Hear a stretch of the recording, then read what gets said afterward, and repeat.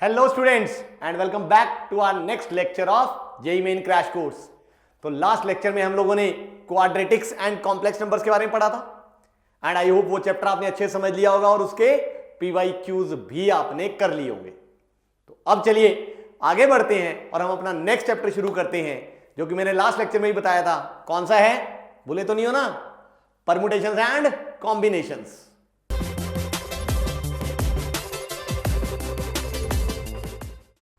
हाँ जी स्टूडेंट्स, तो ये आ गया हमारे पास सबसे पहला क्वेश्चन।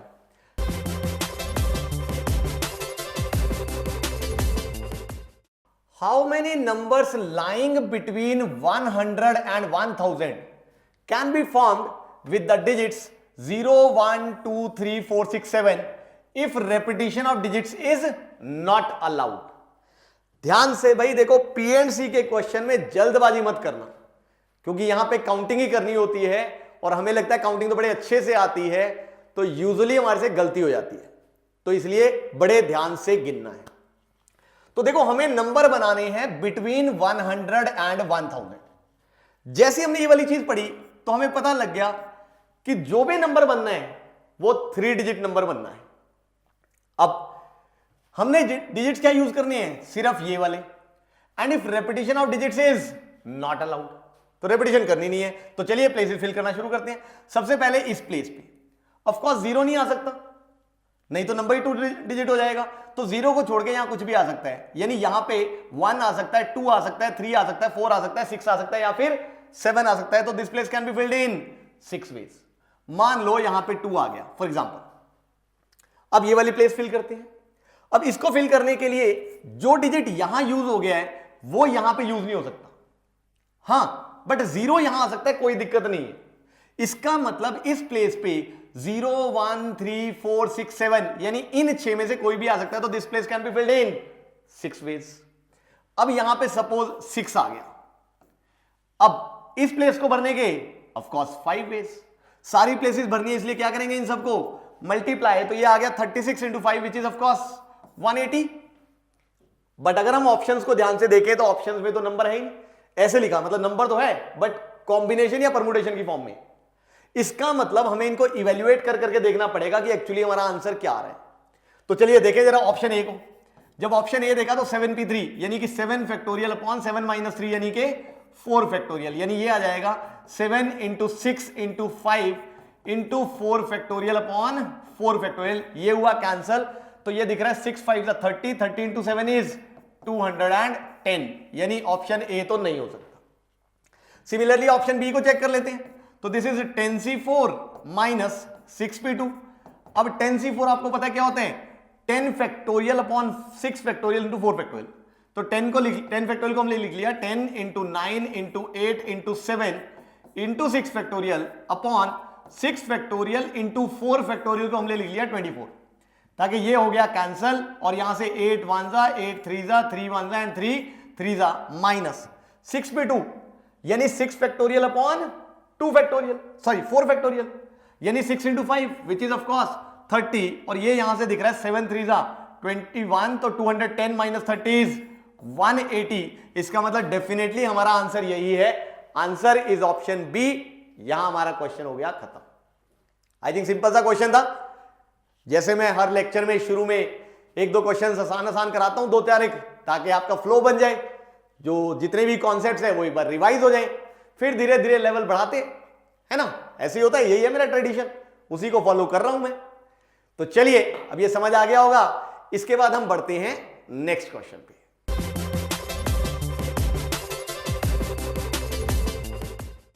हाँ जी स्टूडेंट्स, ये आ गया नेक्स्ट क्वेश्चन। क्या कहता है वो?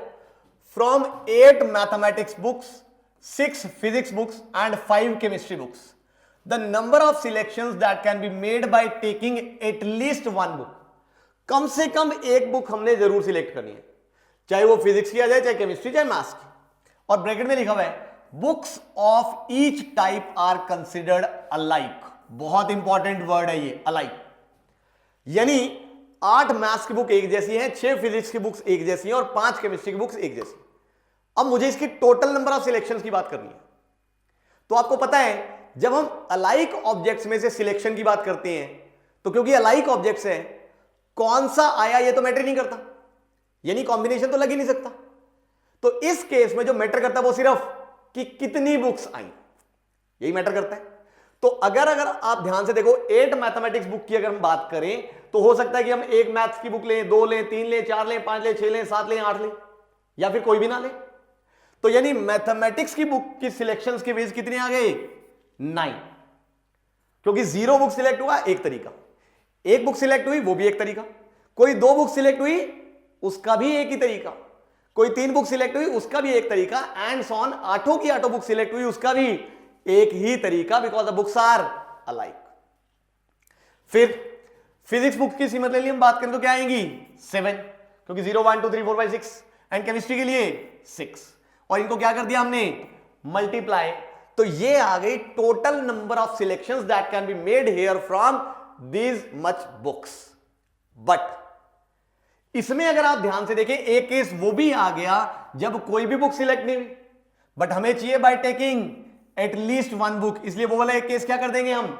माइनस। तो यहां से आ गया 9 7 63, और 63 को हमने करना है 6 से मल्टीप्लाई -1, तो 6 3 18 एंड 6 6 36 और 1 37 -1, so answer turns out to be 377। यहां हमारा क्वेश्चन हो गया खत्म। ये ध्यान से बच्चों, अलाइक ऑब्जेक्ट्स में से जब सिलेक्शन की बात आती है तो बड़ी दिक्कतें पैदा हो जाती है बच्चों के लिए। तो इसलिए अलाइक ऑब्जेक्ट्स के टाइम पे ध्यान से, बड़े ध्यान से समझ के करना है हमने कि अलाइक ऑब्जेक्ट्स है तो सिलेक्शन कैसे करनी है। वो इसी में बहुत तरीके से क्वेश्चन घुमा सकता है। जैसे यहीं पे अगर वो कह देता कि at least 1 book of each subject, तो उस केस में आंसर क्या आता बोलो? क्योंकि हर टाइप की एक एक बुक चाहिए कम से कम, at least 1 book of each type, अगर वो इसकी जगह कहता तो यानी मैथमेटिक्स बुक के नंबर ऑफ सिलेक्शंस 8 हो जाते हैं। उस केस में जो 0 वाला केस है वो हट जाता, इसके फिजिक्स के 6 हो जाते, 0 वाला केस हट जाता, और यहां पे 5 हो जाता। तो आंसर आता 8 × 6 × 5। Is that okay? तो वो ऐसे ऐसे कोई भी सिलेक्शंस करने के लिए आपको बोल सकता है। तो we have to be very careful कि अलाइक ऑब्जेक्ट्स के केस में काउंटिंग हम लोग ध्यान से करें। तो आई थिंक समझ आ गया होगा। तो चलिए गाइस बढ़ते हैं इसके बाद नेक्स्ट क्वेश्चन पे।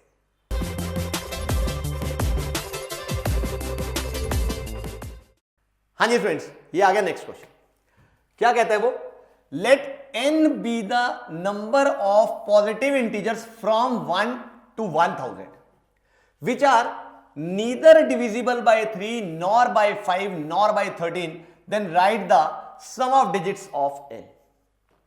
यानी बेसिकली हमने निकालने हैं number of positive integers from 1 to 1000 which are neither divisible by 3 nor by 5 nor by 13। अब ना 3 से डिवाइड हो, ना 5 से, ना 13 से। इसकी बजाय अगर मैं आपको कह दूं कि डिविजिबल बाय 3 निकालने हैं, तो आई थिंक वो निकालना आसान है। यानी अगर मैं आपको कह दूं कि भाई let A be the set of all possibilities, set of all numbers which are divisible by 3, and अगर मैं कह दूं let B be the set of all numbers which are divisible by 5, and अगर मैं कह दूं let C be the set of all the numbers which are divisible by 13। तो अगर आप ध्यान से देखो number of elements in A union B union C निकालना काफी आसान है। ये हम लोग निकाल सकते हैं, बट हमने ये नहीं निकालना। हमने निकालना है नॉट डिविजिबल बाय 3, यानी number of elements in A complement, और ना ही डिविजिबल बाय 5 यानी कि एंड बी कॉम्प्लीमेंट, ना ही डिविजिबल बाय 13 यानी कि एंड सी कॉम्प्लीमेंट। तो बेसिकली हमने ये नहीं निकालना, हमने ये निकालना है। और ये अगर आप ध्यान से देखो तो अब आप सबको पता है, इसको हम क्या लिख सकते हैं? Number of elements in A union B union C का होल कॉम्प्लीमेंट। बोलो लिख सकते हैं कि नहीं? और किसी भी एक सेट के कॉम्प्लीमेंट में नंबर ऑफ एलिमेंट्स क्या होते हैं बोलो? That is number of elements in universal set minus number of elements in A union B union C. इसका मतलब ये हमें निकालना तो पड़ेगा। हां, number of elements in universal set यानी टोटल नंबर्स कितने हैं वो हम लोगों को दिख रहा है, क्योंकि फ्रॉम 1 to 1000 है, तो ये क्या आ गया? 1000। अब हमें सिर्फ ये number of elements in A union B union C निकालना है। अगर ये आ गया तो बात खत्म। अब ये कैसे निकालें? अब इसके लिए हमें फॉर्मूला आता है this is equal to number of elements in A plus number of elements in B plus number of elements in C minus number of elements in A intersection B minus number of elements in B intersection C minus number of elements in C intersection A plus number of elements in A intersection B intersection C. तो ये होता है हमारे पास तीन sets के union के number of elements निकालने का फॉर्मूला। ये हमने सेट्स में पढ़ा भी हुआ है, आई थिंक आपको आता भी होगा। तो अब यहां से अगर आप ध्यान से देखें number of elements in set ए, यानी 1 से लेके और 1000 के बीच में ऐसे नंबर जो 3 से डिविजिबल हो, यानी 3, 6, 9 एंड सो ऑन। कहां तक जाएंगे हम? 999 तक। तो कितने नंबर था ऐसे भाई? लास्ट में 999 है, उसको 3 से डिवाइड करो तो 333, यानी number of elements in A is 333 plus number of elements in B, यानी ऐसे नंबर जो कि डिविजिबल बाय 5 है। मतलब लास्ट नंबर क्या आएगा? 1000 ही आएगा। 5, 10, 15 एंड सो ऑन 1000, और 1000 को अगर मैं 5 से डिवाइड करूं तो क्या आ गया? 200 plus number of elements in C, यानी ऐसे नंबर जो 13 से डिवाइड हो जाए, मतलब 13, 26, 39 एंड सो ऑन। अब सवाल उठता है लास्ट नंबर क्या आएगा? देखो 1000 तो 13 से नहीं डिवाइड होता, 999 भी नहीं होता दिख रहा है, 998 हो सकता है।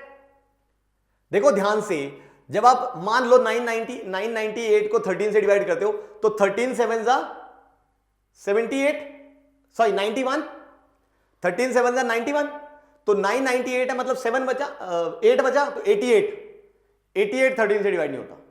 हाँ, बट अगर 78 होता तो वो 13 से डिवाइड हो जाता।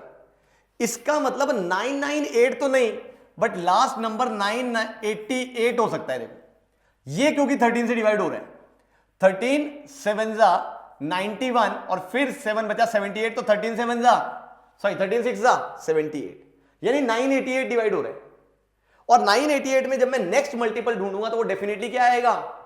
1001, क्योंकि इसमें 13 ऐड हो जाएंगे ना, और 1001 हमने लेना ही नहीं है। इसका मतलब ऐसे नंबर जो कि डिविजिबल बाय 13 है वो कितने आ गए?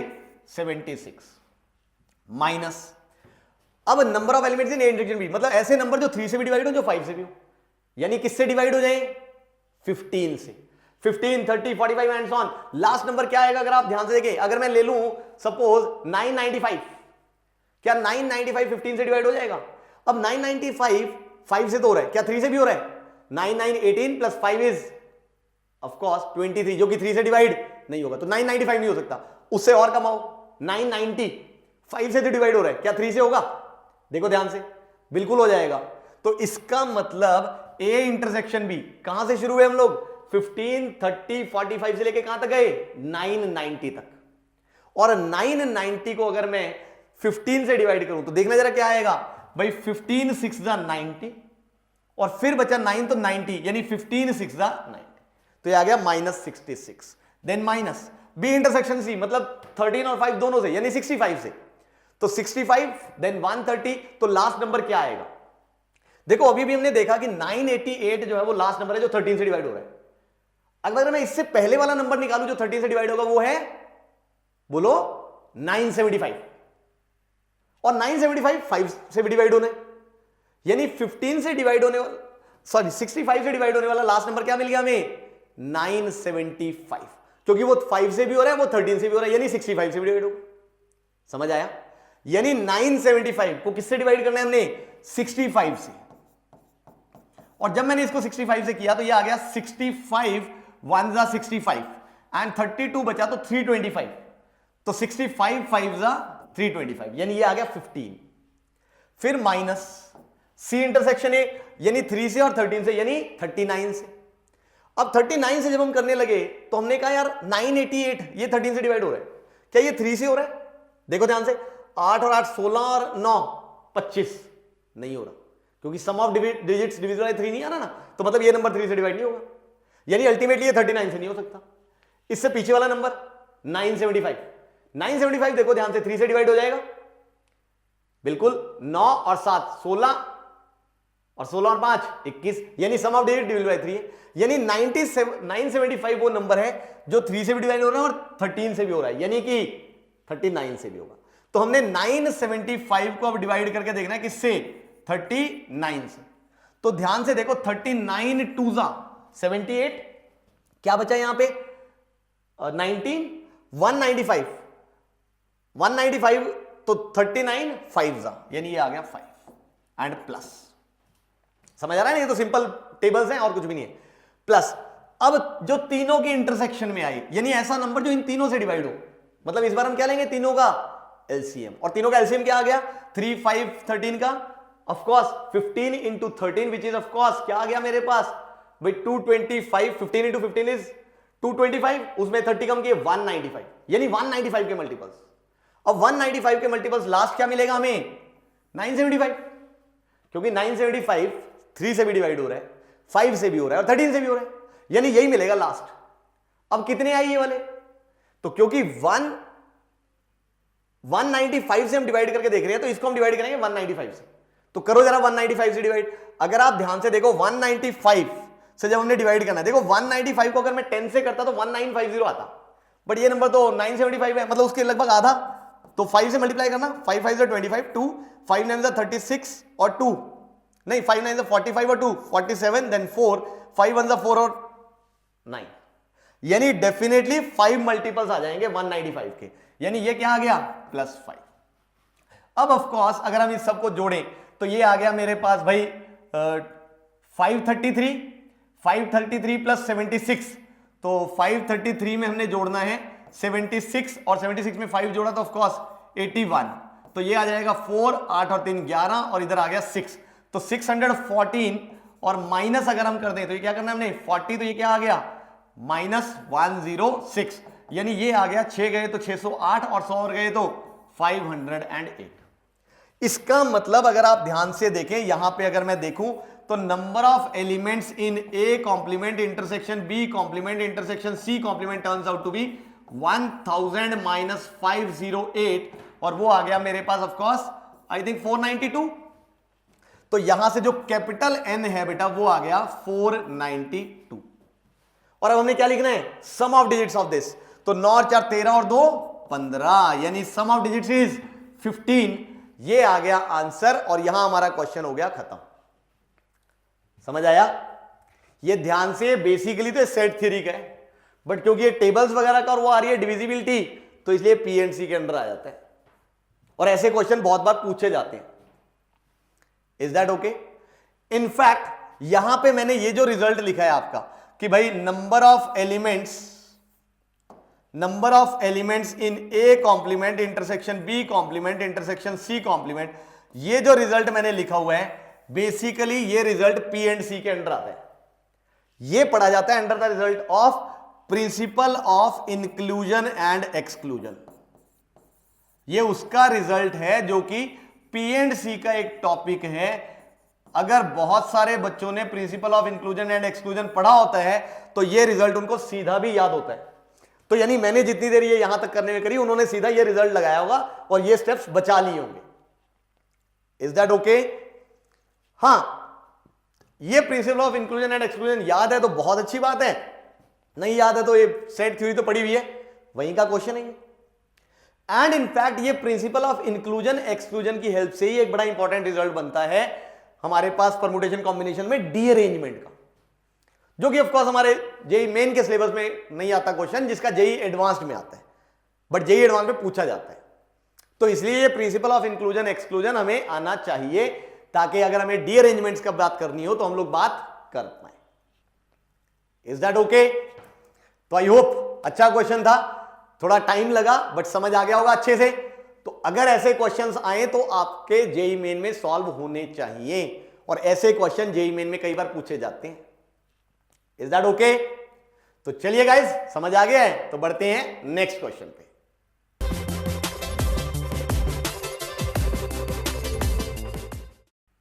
हाँ जी फ्रेंड्स, ये आ गया नेक्स्ट क्वेश्चन। क्या कहता है? At least 10,000 distinct n-digit positive numbers are to be formed using only the digits 3, 5 and 9. कम से कम n distinct digits वाले, कम से कम n distinct digits के 10,000 numbers बनने चाहिए using only the digits 3, 5 and 9. यानी इतने डिस्टिंक्ट नंबर्स बनने चाहिए। अब ध्यान से यहां पे जो वर्ड डिस्टिंक्ट लिखा हुआ, इससे कई बच्चे कंफ्यूज हो जाते हैं कि रेपिटेशन होगी या नहीं। भाई ध्यान से, उसने ये नहीं बोला कि यहां पे रेपिटेशन होगी या नहीं, यहां रेपिटेशन हो सकती है। वैसे भी मैं दिख रहा है यार, अगर डिजिट सिर्फ 3 5 9 यूज करने हैं और एंड डिजिट नंबर चाहिए हमारे को, तो डेफिनेटली रेपिटेशन करनी पड़ेगी। हो नहीं सकता कि रेपिटेशन ना हो। समझ आ रहा है? तो इसका मतलब हमें कम से कम एन डिजिट पॉजिटिव नंबर्स बनाने हैं, कम से कम 10,000 using the digits 3 5 and 9। Then write the smallest value of n for which this is possible. n की वैल्यू लिखनी है हमने। तो अब चलिए नंबर्स बनाते हैं। नंबर्स बनाने के लिए हम लोग प्लेसेस फिल करते हैं, तो चलिए करनी शुरू करते हैं। इस प्लेस को फिल करने के 3 5 9 कितने वेज? 3 वेज। इसको फिल करने के अगेन 3 वेज। इसको फिल करने के 3 ways and so on. Last place को फिल करने के 3 वेज। ऑब्वियसली सारी प्लेसेस फिल करेंगे तभी तो n डिजिट नंबर बनेगा, यानी सबको क्या करना है हमने? मल्टीप्लाई। तो 3 3 3 मल्टीप्लाई हो गया how many times? n times. और ये बनने चाहिए एटलीस्ट 10,000, यानी this should be greater than और इक्वल टू 10,000। यानी भाई हमारे पास आ गया 3 की power n is greater than और इक्वल टू 10,000। अब यहां से हमने n सोचना है कि क्या हो सकता है। देखो, क्योंकि 3 की पावर तो हमें रटी हुई है। 3 की पावर 1 इज 1, 3 की पावर 2 इज 9, 3 की पावर 3 इज 27, 3 की पावर 4 इज 81, 3 की पावर 5 इज 243, 3 की power 6 is of course 729। Then 3 की पावर 7 इज, ये भी याद नहीं है क्या? 6561। 2 की पावर एटलीस्ट 12 13 तक और 3 की पावर एटलीस्ट 7 तक हमें रटी होनी चाहिए ध्यान से। Is that okay? उसके बाद 4 की पावर 4, फिर 5 की पावर 4, 6 की पावर 4, एटलीस्ट यहां तक याद होनी चाहिए ताकि हमारी कैलकुलेशन फास्ट हो पाए। यानी अगर मैं n को ले लेता हूं बेटा यहां पे 7, तो हमारे पास 6561 नंबर्स बनेंगे। Is that okay? यही बन रहा है मेरे ख्याल से, क्योंकि 729 नहीं 3 की पावर 6 इज 729 एंड 3 की पावर 7 इज, ये 6561 नहीं होता, क्योंकि इसको जब मैं 3 से करूंगा तो 3 9 जा भाई, 3 9 जा आ गया मेरे पास 27, और फिर उसके बाद 2 3 2 6 और 2 8, और फिर उसके बाद 3 7 जा 21 2187। 3 पर 7 इज 2187। मेरे से भी गलती हो गई जल्दबाजी में। और फिर उसके बाद 3 की पावर 8, यानी इसको जब मैं एक बार फिर से मल्टीप्लाई करूंगा 3 से, ध्यान से देखो, तो 3 7 जा 21, देन 3 8 जा 24 और 2 26, देन अगेन 2 3 1 जा 3 और 2 5 एंड 3 2 जा 6। तो 3 की पावर 8 होता है हमारे पास 6561। सॉरी, मेरे से गलती हो गई जल्दबाजी। तो 3 की पावर 8 तक हमें याद होना चाहिए भाई। Is that okay? अब तो इसका मतलब डेफिनेटली अगर मैं n को 8 लेता हूं तो मुझे दिख रहा है 6561 बनेंगे। अब अगर मैं निकालूं 3 की पावर 9, तो देखो जरा 10,000 से बड़ा नंबर आ रहा है या नहीं? क्योंकि 8 तो नहीं ले सकता मैं, क्योंकि 8 पे तो हम 10,000 से कम पे रुक जाएंगे। तो अब अगर आप ध्यान से देखो 3 की पावर 9, मतलब इसको फिर से 3 से मल्टीप्लाई किया, 3 1 जा 3, 3 6 जा 18, 1 कैरी फॉरवर्ड, 3 5 जा 15 and 1 16, again 1 carry forward and 3 6 जा 18 एंड 1 19। यानी अगर मैं n को, अगर आप ध्यान से देखो 9 लेता हूं तो कितने नंबर्स बनेंगे? 19,683। यानी क्या n को 9 लेने पे कम से कम 10,000 नंबर बने? बिल्कुल बने। इसलिए यहां से हमें n की जो मिनिमम पॉसिबल वैल्यू है वो क्या लेनी चाहिए? 9। क्योंकि 9 से बड़ा आप n को कुछ भी लोगे तो डेफिनेटली नंबर 10,000 से बड़े बनने ही बनने। तो इसलिए n की जो स्मॉलेस्ट पॉसिबल वैल्यू है that is 9 and hence completes the solution. ये ध्यान से 3 की पावर्स रटी होनी चाहिए भाई हम लोग। Am I clear? थोड़ा सा मैं कंफ्यूज हो गया था, बट कोई बात नहीं, चलता है यार, कभी कभी तो मैं भी हो सकता हूं, ऐसी कोई गड़बड़ थोड़ी है, हो सकता है मैं भी कंफ्यूज हो जाऊं। Am I clear? तो चलिए, आई थिंक ये पूरा सोल्यूशन आपको समझ आ गया होगा। अब बढ़ते हैं हम इसके बाद नेक्स्ट क्वेश्चन पे।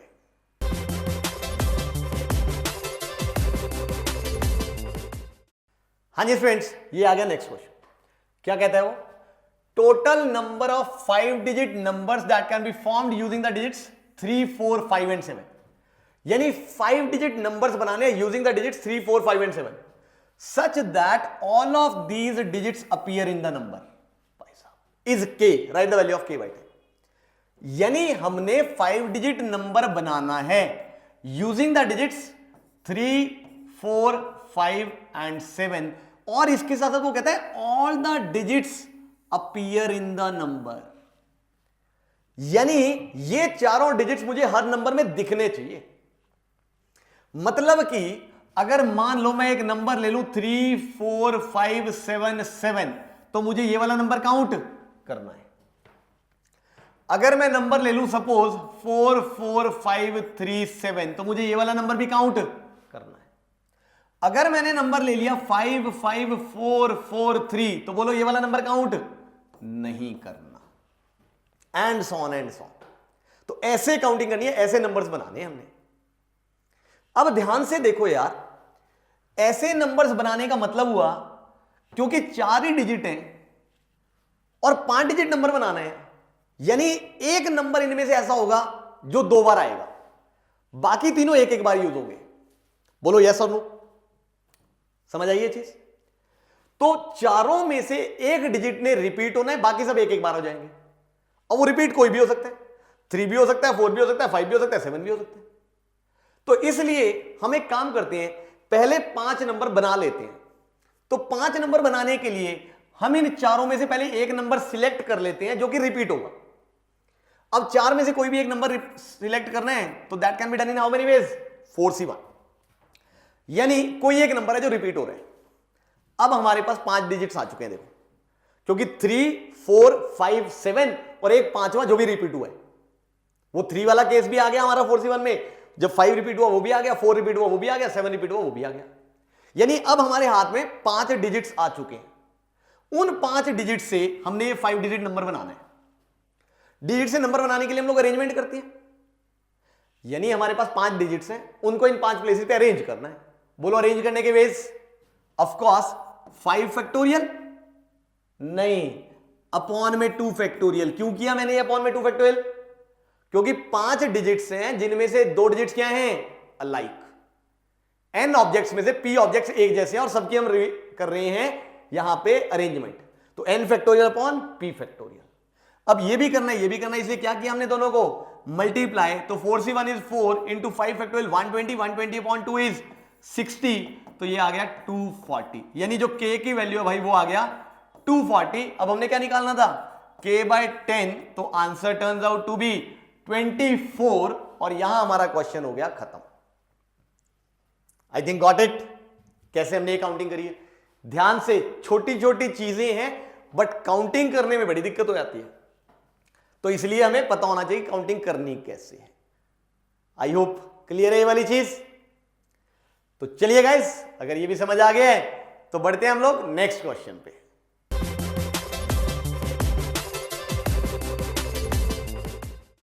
हाँ जी स्टूडेंट्स, ये आ गया नेक्स्ट क्वेश्चन। क्या कहता है वो? अ box contains 11 cards numbered 1 to 11। ठीक है, what is the number of ways of choosing 5 cards? यानी इन 11 में से हमने 5 कार्ड्स चुनने हैं, such that 2 of them are odd numbered and the remaining 3 even numbered। I think बड़ा सिंपल सा क्वेश्चन है, बस समझने की जरूरत है। मतलब 11 तक नंबरिंग हो रखी है कार्ड्स पे, 1, 2, 3, 4, 5, 6, 7, 8, 9, 10, 11। कर लिया किसी ने? आ गया आंसर? चलो, अगर आपको टाइम चाहिए तो 1 मिनट के लिए वीडियो को पॉज करो और सॉल्व करो। करो जरा। हाँ जी, हुआ? चलो, कुछ एक से नहीं हुआ, चलो हुआ या नहीं हुआ सारे इधर देखिए जरा। अब देखो क्या कहता है भाई, इनमें से 2 ऑड नंबर होने चाहिए, यानी जो 2 कार्ड्स आएंगे वो तो इनमें से आएंगे, यानी जो 2 कार्ड्स आने हैं वो तो इन 6 कार्ड्स में से आएंगे, एंड जो 3 कार्ड्स आने हैं वो इनमें से आएंगे। बोलो दिख रहा है कि नहीं? तो सिलेक्शन ही तो करनी है। तो 2 कार्ड्स हमने सिलेक्ट करनी है इन 6 कार्ड्स में से। That can be done in how many veg? 62 and यानी इनटू 3 कार्ड्स हमने सिलेक्ट करनी है इन 6 में से। सॉरी कितने हैं ये? 5 में से 3, दैट इज 5C3। अब 62 आपको पता है 6 factorial upon 2 factorial into 4 factorial. तो 6 फैक्टोरियल को लिखा 6 factorial into 6 into 5 into 4 factorial, 4 factorial cancel, 30 upon 2 यानी कि 15 इंटू 5C3 तो रटा हुआ हमारे को 10 होता है, तो answer turns out to be 150। तो ये आ गया आंसर, यहां हो गया क्वेश्चन खत्म। आई थिंक था ना बिल्कुल छोटा सा क्वेश्चन। चलिए कमेंट बॉक्स में कमेंट करके बताइए मेरे को कि किस किस का ठीक था आंसर। चलिए चलिए जल्दी से, शाबाश। चलो बहुत बढ़िया, तो आंसर आ गया होगा। बढ़ते हैं इसके बाद हम लोग नेक्स्ट क्वेश्चन पे।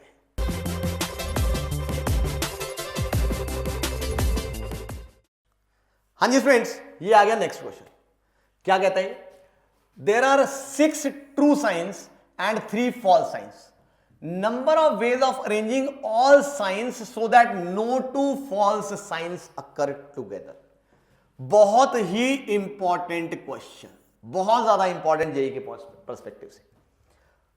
अब इस क्वेश्चन को घुमा फिरा के पूछते हैं, तो चलो सबसे पहले जरा इसको करते हैं हम लोग। अब वो कहता है 6 ट्रू साइंस है हमारे पास, ठीक है, और 3 जो फॉल्स साइंस है। मान लो मैं फॉल्स साइंस को ऐसे कहता हूं, वैसे तो T T T F F F भी ले सकते हो या ये भी ले सकते हो। तो ये हो गए सपोज हमारे पास ट्रू साइंस, ये हो गए हमारे पास फॉल्स साइंस।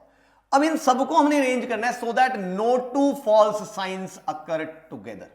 कोई भी 2 फॉल्स साइंस इकट्ठे नहीं होने चाहिए। यानी अब ये क्वेश्चन हमारा किया हुआ है, यानी हमने क्या करना है, जैसे मान लो ये है ऐसे, यहां पे क्रॉस आ गया, फिर यहां क्रॉस आ गया, यहां टिक आ गया, यहां क्रॉस आ गया, और ये बाकी के हमारे पास तीनों टिक्स आ गए। तो बोलो ऐसे चलेगा? ये वाली काउंटिंग हमने करनी है, बिल्कुल करनी है। अच्छा, अगर मैं कह दूं ये टिक, फिर उसके बाद यहां पे, फिर यहां पे, यहां पे, फिर यहां पे, फिर यहां पे, यहां पे, और यहां पे, और फिर यहां पे, तो बोलो ये वाली काउंटिंग भी हमने करनी है। ये एक ज्यादा हो गया, कोई बात नहीं। बोलो ये वाली काउंटिंग भी करनी है, बिल्कुल करनी है। तो ऐसे ऐसे जो भी काउंटिंग हो सकती है कि no 2 false signs are together, ये काउंटिंग हमने करनी। तो क्या करें? देखो पहले हम एक काम करते हैं, ये जो ट्रू साइंस है इनको हम लोग पहले अरेंज कर देते हैं। बोलो इनको अरेंज करने के कितने वेज हैं? क्योंकि 6 हैं, इनको अरेंज करने के वेज। बहुत बच्चे बोलेंगे 6 फैक्टोरियल, जस्ट 1। ऐसा क्यों भाई? सारे एक जैसे ही तो हैं।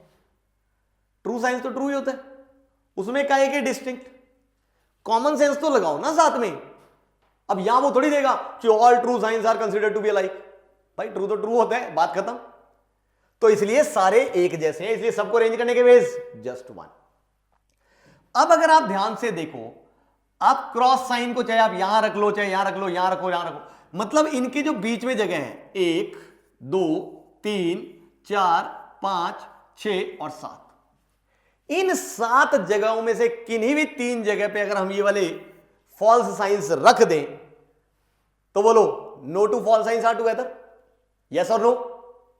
होगा ना? बिल्कुल। तो इसका मतलब ये जो इनके बीच में 7 जगह हैं टोटल, इन 7 में से किन्हीं 3 जगह पे हम लोग ये रख देते हैं। जगह ज्यादा है, ऑब्जेक्ट कम है, तो पहले क्या करते हैं हम? जगह सिलेक्ट कर लेते हैं। 7 जगहों में से 3 जगह सिलेक्ट करनी है, can be done in 7C3 ways. मान लो एक ये जगह सिलेक्ट हो गई, एक ये जगह सिलेक्ट हो गई, एक ये जगह सिलेक्ट हो गई। अब इन 3 सिलेक्टेड जगहों पे इन 3 फॉल्स साइंस को रखना है। रखने के वेज अगेन 1, क्योंकि ये भी एक जैसे हैं। और अब क्या करेंगे? इनको हम मल्टीप्लाई, तो आंसर आ गया 7C3, और 7C3 आई थिंक आप सबको याद होता है 35। So this is the answer. Question खत्म। समझ आया? ये ध्यान से, वो ये वाला क्वेश्चन बहुत बार पूछता है, इसलिए मैं कह रहा हूं this is a very very important question. ये बिल्कुल वैसे ही, अगर आपको याद हो, आपने एनसीईआरटी में ऐसा क्वेश्चन किया होगा कि भाई कॉन्सोनेंट्स या वोवल्स को अरेंज करना है so that no 2 vowels are together. तो बिल्कुल वैसे ही है, जैसे बॉयज एंड गर्ल्स को अरेंज करना है हमने so that no 2 boys sit together. Is that okay? Indians को और पाकिस्तानीज को हमने जो है वो अरेंज करना है, तो उसमें हम कहते हैं नो 2 पाकिस्तानी सिट टुगेदर, है कि नहीं? तो ये बिल्कुल वही सेम चीज है, बस ये उसने किस पे दे दिया? साइंस पे। तो इस पे यूजुअली गड़बड़ जो बच्चों से होती है वो यही होती है कि इनको अरेंज करने के बाद वो 6 फैक्टोरियल लिख देता है। तो ध्यान से आपको ये समझ के करना है कि जिनको आप अरेंज कर रहे हैं वो अलाइक ऑब्जेक्ट्स है कि डिस्टिंक्ट। ये बड़ा झगड़ा है, बहुत बच्चों से गलती हो जाती है कि वो इनको डिस्टिंक्ट मानते हुए अरेंज कर देते हैं और गड़बड़ हो जाती है। आई होप क्लियर है, समझ आ गया? तो चलिए गाइस, समझ आ गया है तो बढ़ते हैं हम लोग नेक्स्ट क्वेश्चन पे।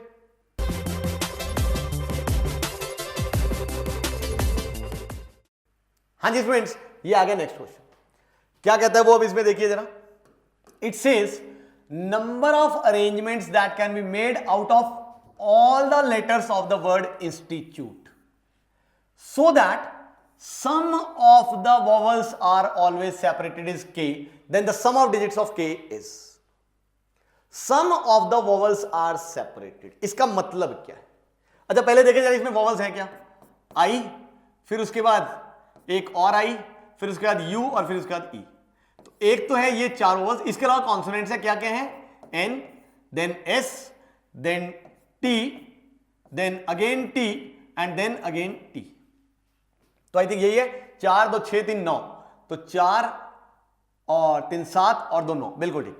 तो ये लेटर्स. अब वो कह रहा है सम of the vowels are always separated. इसका मतलब क्या हुआ?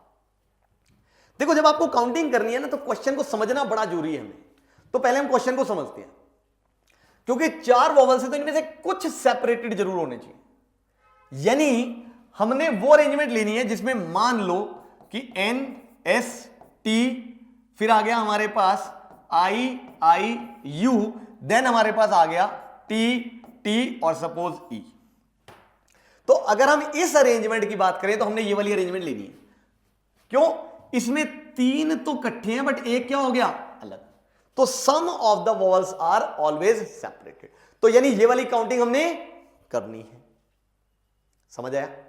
अच्छा अगर मैं यहां पे कह दूं N S T I then उसके बाद T U T E, क्या ये वाली काउंटिंग भी लेनी है? बिल्कुल लेनी है. इसमें 2 इकट्ठे हो गए, एक अलग और एक अलग, तो ये काउंटिंग भी करनी है हमने. अच्छा अगर मैं आपको कह दूं कि भाई N S T I T U और सपोज E यहां आ गया, सिर्फ मैंने यहां लिखा, क्या मुझे ये वाली काउंटिंग भी करनी है? बिल्कुल करनी है, क्योंकि यहां पे भी अगर आप ध्यान से देखो some of the vowels are always separated. In fact यहां तो all the vowels are separated. तो ये वाली काउंटिंग भी करनी है. ऑफ कोर्स इनमें ये जो N S T T वगैरह ये आपस में अरेंज होते रहेंगे, बट मैंने सिर्फ समझाने के लिए लिया है कि कुल मिला के मुद्दे की बात ये है कि सारे वोवल्स अलग अलग हो चारों, वो काउंटिंग भी लेनी है.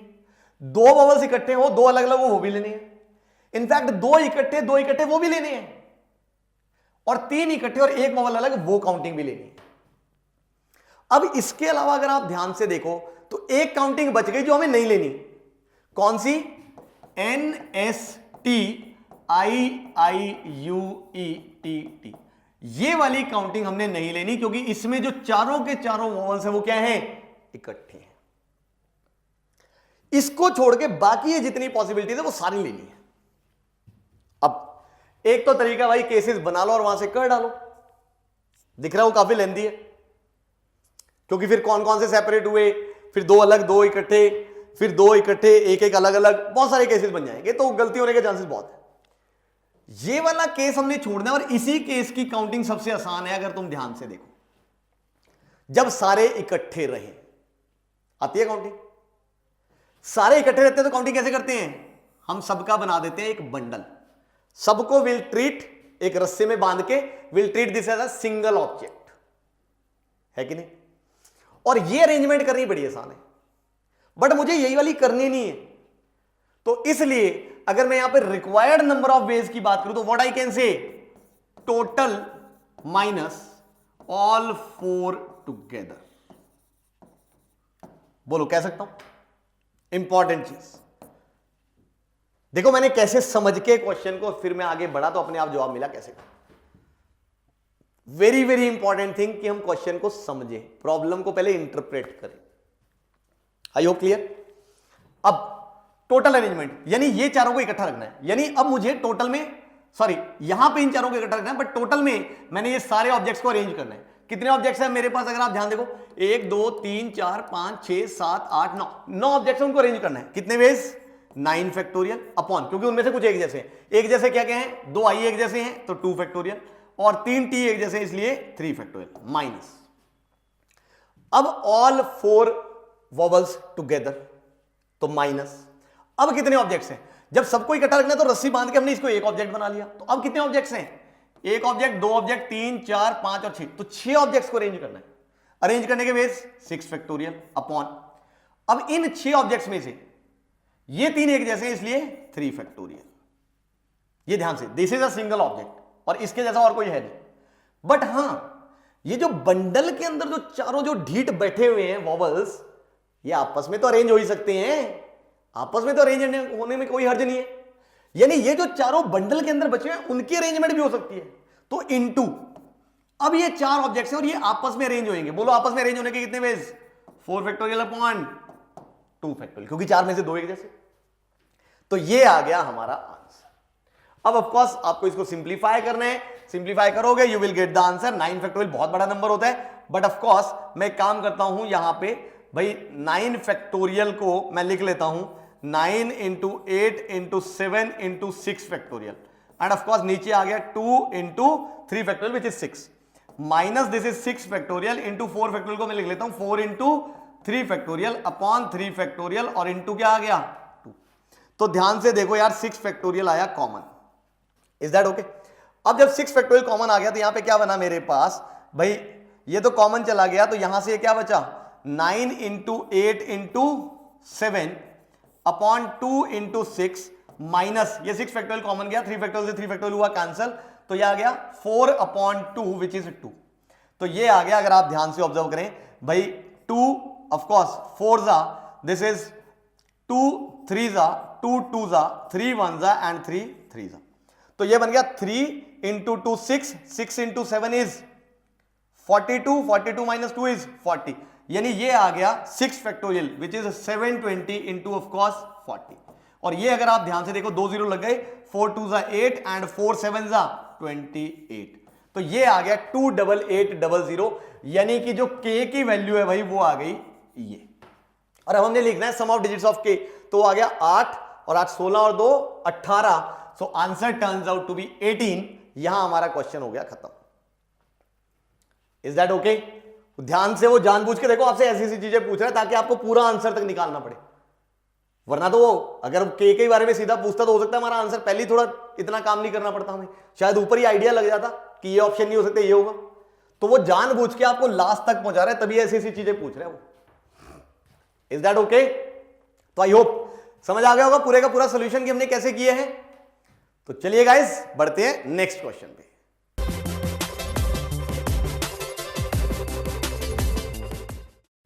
हाँ जी स्टूडेंट्स, ये आ गया नेक्स्ट क्वेश्चन। क्या कहता है वो? There are 5 bus routes between A and B. ठीक है, मान लो ये पॉइंट ए है और ये पॉइंट बी है। ए से बी के बीच में 5 बस रूट्स हैं। मान लीजिए कि हमारे पास एक बस रूट आ गया ये, और फिर उसके बाद एक बस रूट आ गया हमारे पास सपोज ये, फिर उसके बाद सपोज एक बस रूट आ गया हमारे पास ये, एक बस रूट आ गया हमारे पास सपोज ये, और एक बस रूट आ गया हमारे पास सपोज ये। तो ये 5 बस रूट्स दिए हुए हमें ए और बी के बीच में, एंड 4 बस रूट्स बिटवीन बी एंड सी।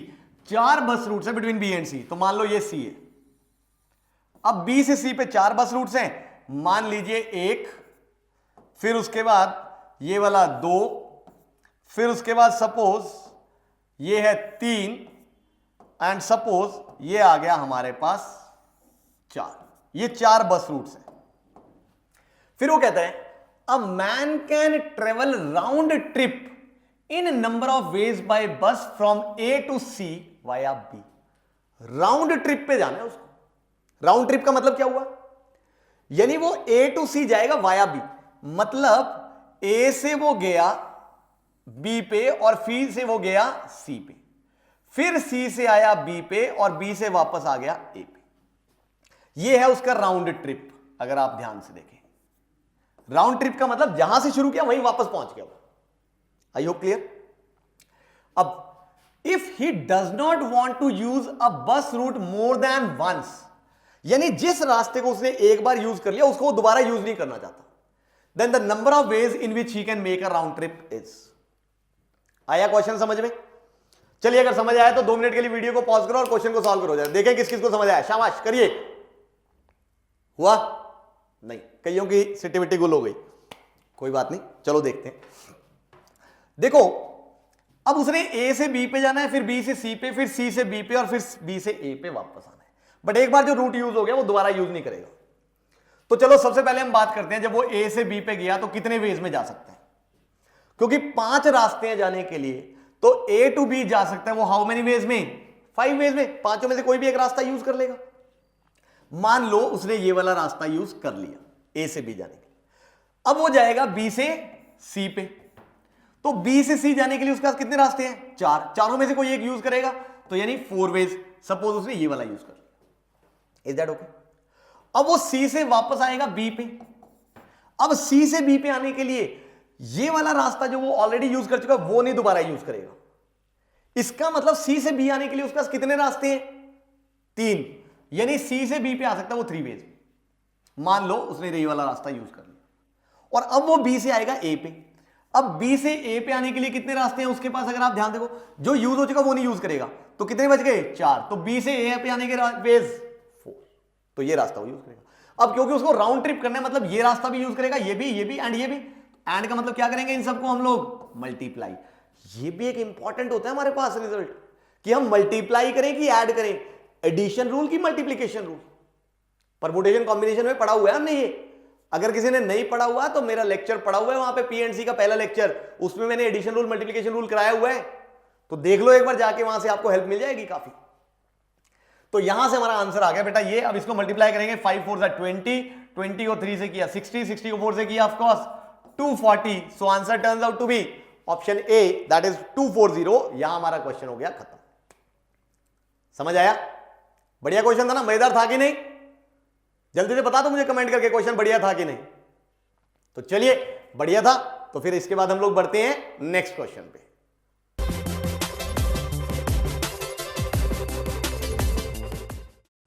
हाँ जी फ्रेंड्स, ये आ गया नेक्स्ट क्वेश्चन। वो कहता है the number of words which can be form from the letters of the word education so that all vowels are together. सारे वॉवल्स इकट्ठे रहने चाहिए। आई थिंक ये तो आसान क्वेश्चन है, आता है सभी को। चलो फिर वीडियो को पॉज करो 2 मिनट के लिए और क्वेश्चन को सॉल्व कर डालो जल्दी से। हाँ जी, किया है कि नहीं? चलिए, कुछ से ये भी नहीं हुआ लगता है। ये तो एनसीईआरटी का क्वेश्चन है यार, मैंने वैसे सिंपल सा ही डाला। मैंने कहा मुश्किल काफी हो गए, एक आधा कोई आसान भी डाल देते हैं बीच में। चलिए देखें, अब सारे वॉवल्स इकट्ठे होने चाहिए। वॉवल्स है क्या क्या? ई, यू, ए, आई, ओ भाई साहब, 5 वॉवल है इसमें, ये इकट्ठे रहने चाहिए। तो चलो भाई, हमने इनका क्या बना दिया? बंडल, रस्सी में बांध दिया। बाकी क्या बचा हमारे पास? D, C, T and N. तो जब सारे वॉवल्स इकट्ठे रखने, तो मैंने सारे वॉवल्स का एक बंडल बना दिया, रस्सी में बांध दिया। अब इन सब ऑब्जेक्ट्स की अरेंजमेंट करनी है हमने। आज कर लोगे? एक ऑब्जेक्ट, 2 ऑब्जेक्ट, 3 4 5 ऑब्जेक्ट की अरेंजमेंट करनी। 5 अलग अलग है, तो इसलिए 5 फैक्टोरियल। ध्यान से, इनटू जो बंडल के अंदर है वो भी तो आपस में अरेंज होंगे। और बंडल में क्या है? 5 डिस्टिंक्ट ऑब्जेक्ट्स, तो ये 5 आपस में अरेंज होंगे इन हाउ मेनी वेज? 5 फैक्टोरियल।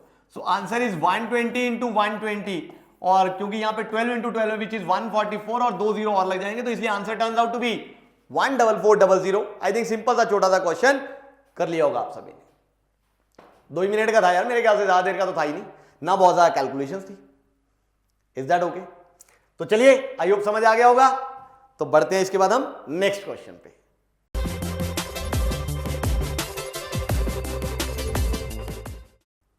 हाँ जी फ्रेंड्स, ये आ गया नेक्स्ट क्वेश्चन। क्या कहता है?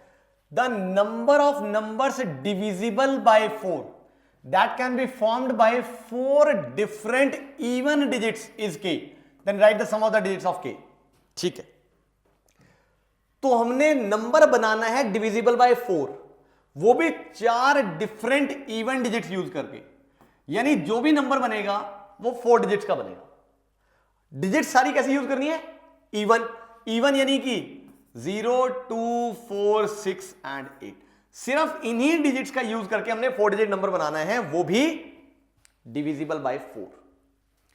नंबर डिविजिबल बाय 4 कब होता है? जब ऐसे होता है, डिविजिबिलिटी टेस्ट याद है? A number is divisible by 4 when the last 2 digits is divisible by 4। तो लास्ट की 2 डिजिट्स हमने देख दी कि डिविजिबल बाय 4 हो जाए। Is that okay? तो चलिए रखना शुरू करते हैं। अब लास्ट की 2 डिजिट्स क्या हो सकती हैं? मान लो मैं 0 और 2 ले लूं, लास्ट 2 डिजिट। ये डिविजिबल बाय 4 नहीं है, देखो दिख रहा है, तो 0 2 तो नहीं हो सकता। हां, 0 4 हो जाए या फिर 0 8 हो जाए, तो ये डेफिनेटली डिविजिबल बाय 4 आएंगे। बोलो दिख रहा है कि नहीं? इनफैक्ट सिमिलरली 4 0 एंड 8 0, इनको उल्टा कर दो, तब भी दिख रहा है, ये डिवाइड बाय 4 आएंगे, ये बन गए। अब 2 के साथ अगर आप ध्यान से देखो, मैं 2 0 ले लूं, 2 और 0 ले लिया, बोलो डिवाइड बाय 4 आएगा, बिल्कुल आएगा। अच्छा अगर मैं 2 4 ले लूं, नंबर डिवाइड बाय 4 आएगा, बिल्कुल आएगा। 2 6 नहीं आएगा, 2 8 बिल्कुल आएगा।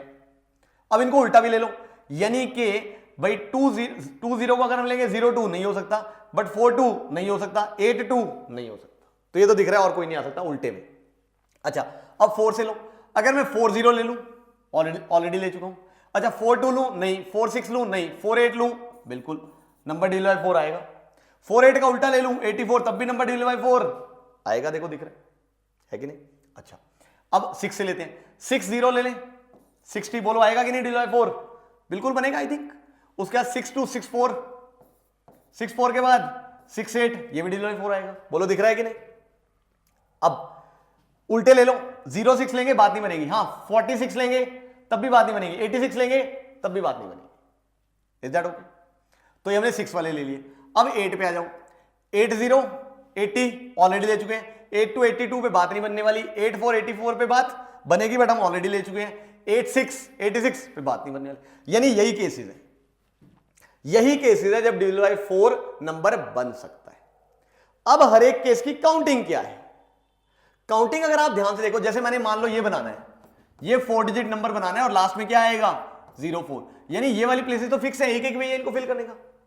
यहां पे अब हमने रखना डिजिट, तो अगर आप ध्यान दो, क्योंकि अगर 0 और 4 यूज हो गया तो first place can be filled in 3 ways and this place can be filled in 2 ways, तो ये कितने नंबर आ जाएंगे 6। तो ये वाले नंबर्स आने हैं 6।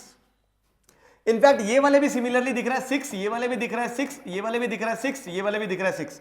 इनफैक्ट ये वाले भी 6 आएंगे बस, क्योंकि 0 और 1 डिजिट यूज हो गया तो बाकी तो प्लेसेस सेम ही है, डिजिट इधर उधर होने, बाकी तो नंबर ऑफ वेज तो सेम ही है। Is that okay? तो यहां पे आ गया मेरे पास 6 6 6 हाउ मेनी टाइम्स। अब ये सारे केसेस बनेंगे तो इसलिए 6 5 और एक 6, तो 6 6 36, ये तो 36 आ गए। अब इसकी बात करते हैं, जब 24 आ गया, अगर आप ध्यान से देखो इस बार यहां पे जो है 2, यहां पे 4, यानी ये प्लेस 1 वे, ये 1 वे, तो 2 और 4 यूज हो गए, हमने यूज करना है 0 6 8। यहां पे 0 नहीं आ सकता, यानी 6 या 8 में से कोई एक आएगा, यानी इस प्लेस को भरने के 2 वेज, कोई एक यूज हो गया। अब यहां पे 0 भी आ सकता है और जो इन दोनों में से एक बच गया वो भी आ सकता है, यानी this place can be filled in 2 ways. तो ये कितने नंबर बनेंगे हमारे पास अगर आप ध्यान देखो, ऑफ कोर्स 4, तो ये भी 4 आएंगे, इनफैक्ट ये भी 4, ये भी 4, ये भी 4, ये भी 4 एंड ऑफ कोर्स ये भी 4। दिख रहा है कि नहीं सभी को? अब इसका मतलब ये भी सारे केसेस हैं, तो 4 4 4 added how many times 6 times, तो यानी क्या बन गया 24। तो सारे केसेस अगर मैं काउंट करूं, सबको ऐड करूं, तो of course answer turns out to be 60 I think. तो k turns out to be 60 और हमने लिखना है सम ऑफ डिजिट्स, तो that is of course answer is 6 और यहां हमारा क्वेश्चन हो गया खत्म। Is that okay? I hope clear है, इसमें कोई दिक्कत? चलिए, तो ऐसे केसेस बना के हम लोग अपने क्वेश्चंस को काउंट कर सकते हैं, कोई दिक्कत वाली बात नहीं है। तो चलिए गाइस, समझ आ गया है, तो बढ़ते हैं नेक्स्ट क्वेश्चन पे।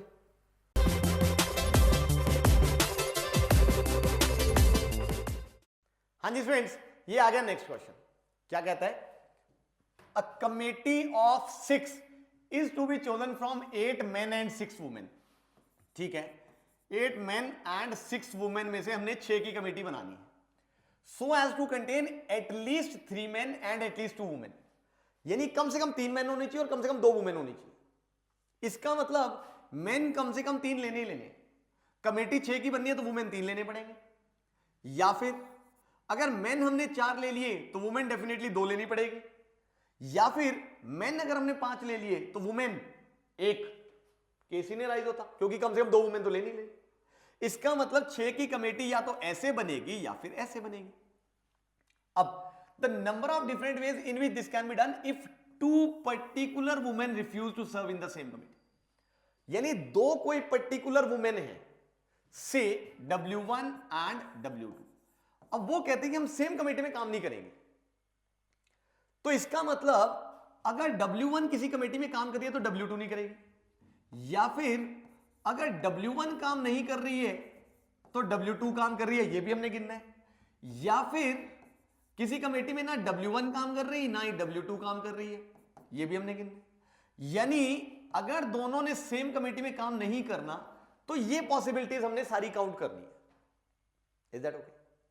और एक केस अगर मैं इन दोनों के रिस्पेक्ट में लिखूं तो और बच गया, जब W1 भी है कमेटी में एंड W2 भी है। यानी बेसिकली हमने ये वाला एक केस छोड़ना है, बाकी तीन की काउंटिंग करनी है। अब एक तो सीधा तरीका है कि तीनों केसेस की अलग अलग काउंटिंग कर लो, ऐड कर लो, बात बन जाएगी। या फिर अगर आप ध्यान देखो, क्योंकि ये एक ही केस है जो हमने छोड़ना है, तो हम एक काम करते हैं, हम टोटल में से माइनस कर देते हैं जब ना W1 भी कमेटी में काम कर रही है एंड W2 भी कमेटी में काम। तो ये आ जाएगा मेरे पास A की वैल्यू सीधा। बोलिए समझ आया? भाई तीन तीन अलग अलग केस में है, इससे जो टोटल माइनस दिस कर दो। अब टोटल की अगर मैं बात करूं, यानी कि हमने 6 बंदों की कमेटी बनानी है, या तो ऐसे या फिर ऐसे, तो 8 में से 3 मेन यानी कि 8C3 हम सिलेक्ट करेंगे, कमेटी बनाने के लिए सिलेक्शन ही करते हैं, और 6 वुमेन में से 3 यानी कि 6C3 प्लस 8 मेन में से 4 मेन यानी कि 8C4 इंटू 6 वुमेन में से 2 वुमेन यानी कि 6C2। तो टोटल तो आ गया ये माइनस। अब वो वाला केस जब W1 और W2 दोनों काम कर रही है। अब इस वाले केस में यानी W1 और W2 दोनों हैं कमेटी में, तो हमने ये कमेटी बनानी है, क्योंकि टोटल 6 मेंबर चाहिए और 2 मेंबर ऑलरेडी हैं हमारे पास। इसका मतलब यहां से अब मुझे सिर्फ 4 ही मेंबर्स और सिलेक्ट करने पड़ेंगे, जिनमें से ऑफकोर्स 3 तो मैं नहीं होने चाहिए, यानी कि 8C3 इंटू, अब क्योंकि 2 वुमेन ऑलरेडी है तो मुझे सिर्फ 1 वुमेन और सिलेक्ट करनी पड़ेगी। Out of how many? क्योंकि ये जो 2 वुमेन है इन्हीं में से है ना, तो वो तो 2 हट गई।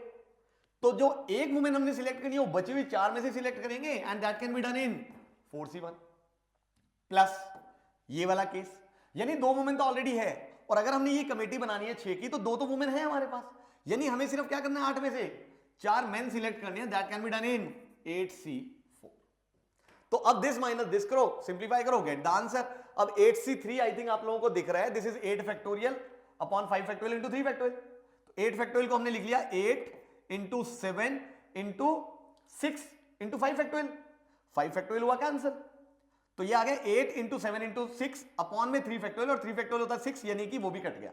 तो ये आ गया 8 into 7 into 63, 6 factorial upon 3 factorial into 3 factorial. ऊपर 6 फैक्टोरियल को लिखा हमने 6 इंटू 5 इंटू 4 इंटू 3 फैक्टोरियल, एक 3 फैक्टोरियल कट गया, और 6 इंटू 5 इंटू 4 अपॉन 3 फैक्टोरियल, यानी 6 इंटू 5 इंटू 4 अपॉन 6, यानी ये आ गया 5 इंटू 4 प्लस। अब यहां से देखो 8C4 यानी कि 8 factorial upon 4 factorial into 4 factorial.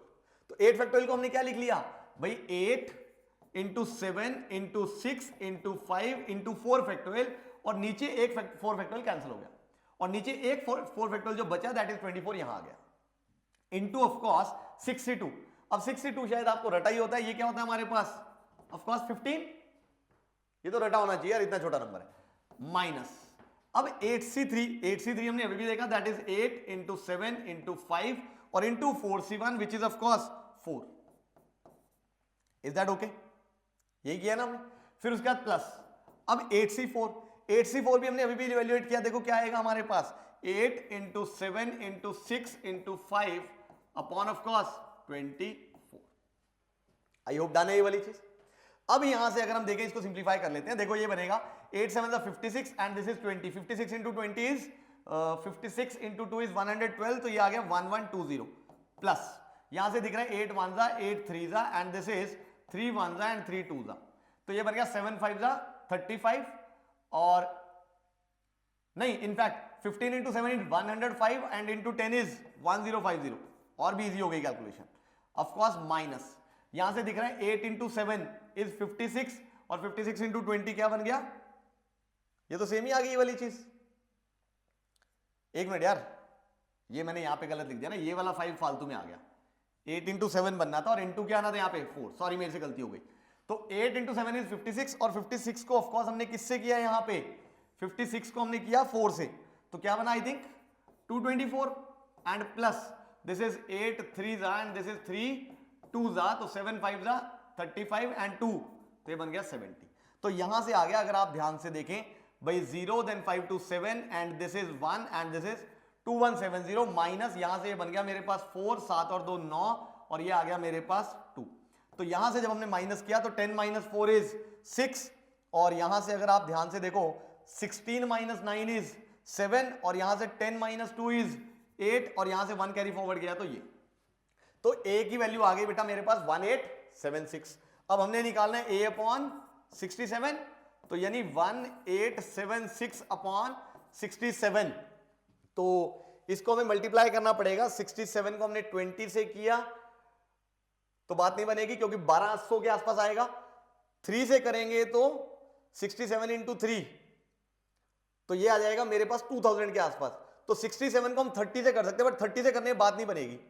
तो एक काम करते हैं हम 67 को, क्योंकि लास्ट में 6 आ रहा है, तो मैं 67 को मल्टीप्लाई करके देखता हूं 28 से, ताकि 7 8 56 बने। तो ये आ गया मेरे पास। ऑफ कोर्स भाई जब मल्टीप्लाई करना है तो 8 7 56, 5 कैरी फॉरवर्ड, फिर उसके बाद ये मल्टीप्लाई करना सिखाया मैंने। 8 6 48, 7 2 14, 48 and 14 is 62, 62 plus 5 is 67, then 6 carry forward, 6 2 12 और 2 18, बिल्कुल ठीक। तो यहां से इसकी वैल्यू आ गई बेटा 28, तो इसकी वैल्यू 28, यानी आंसर क्या आ गया हमारे पास 28। देखो कैलकुलेशन कैसे फास्ट हुई ना। आपको सोच समझ के डिवाइड करना, क्योंकि इंटीजर आंसर आना है तो डेफिनेटली भाई इंटीजर ही आएगा। तो हमने आइडिया लेके और इजीली डिवाइड कर लिया, वरना ये डिवाइड करना मुश्किल हो जाता। कई बच्चों को ये डिवीजन नहीं आती, गलती हो जाती है इसमें। तो देख रहे हो आप कैसे आइडिया लेके हमने डिवाइड करना है। Is that okay? तो आई होप ये वाली चीज भी आपको समझ आ गई होगी, क्वेश्चन अच्छे समझ आ गया। तो चलिए गाइज बढ़ते हैं इसके बाद नेक्स्ट क्वेश्चन पे।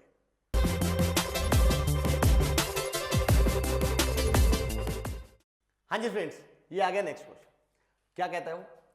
Relatives of a man comprises of 5 gentleman and 4 ladies.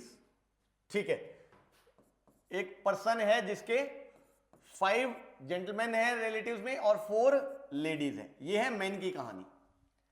His wife also has 9 relatives, 3 of them are gentlemen and 6 are ladies।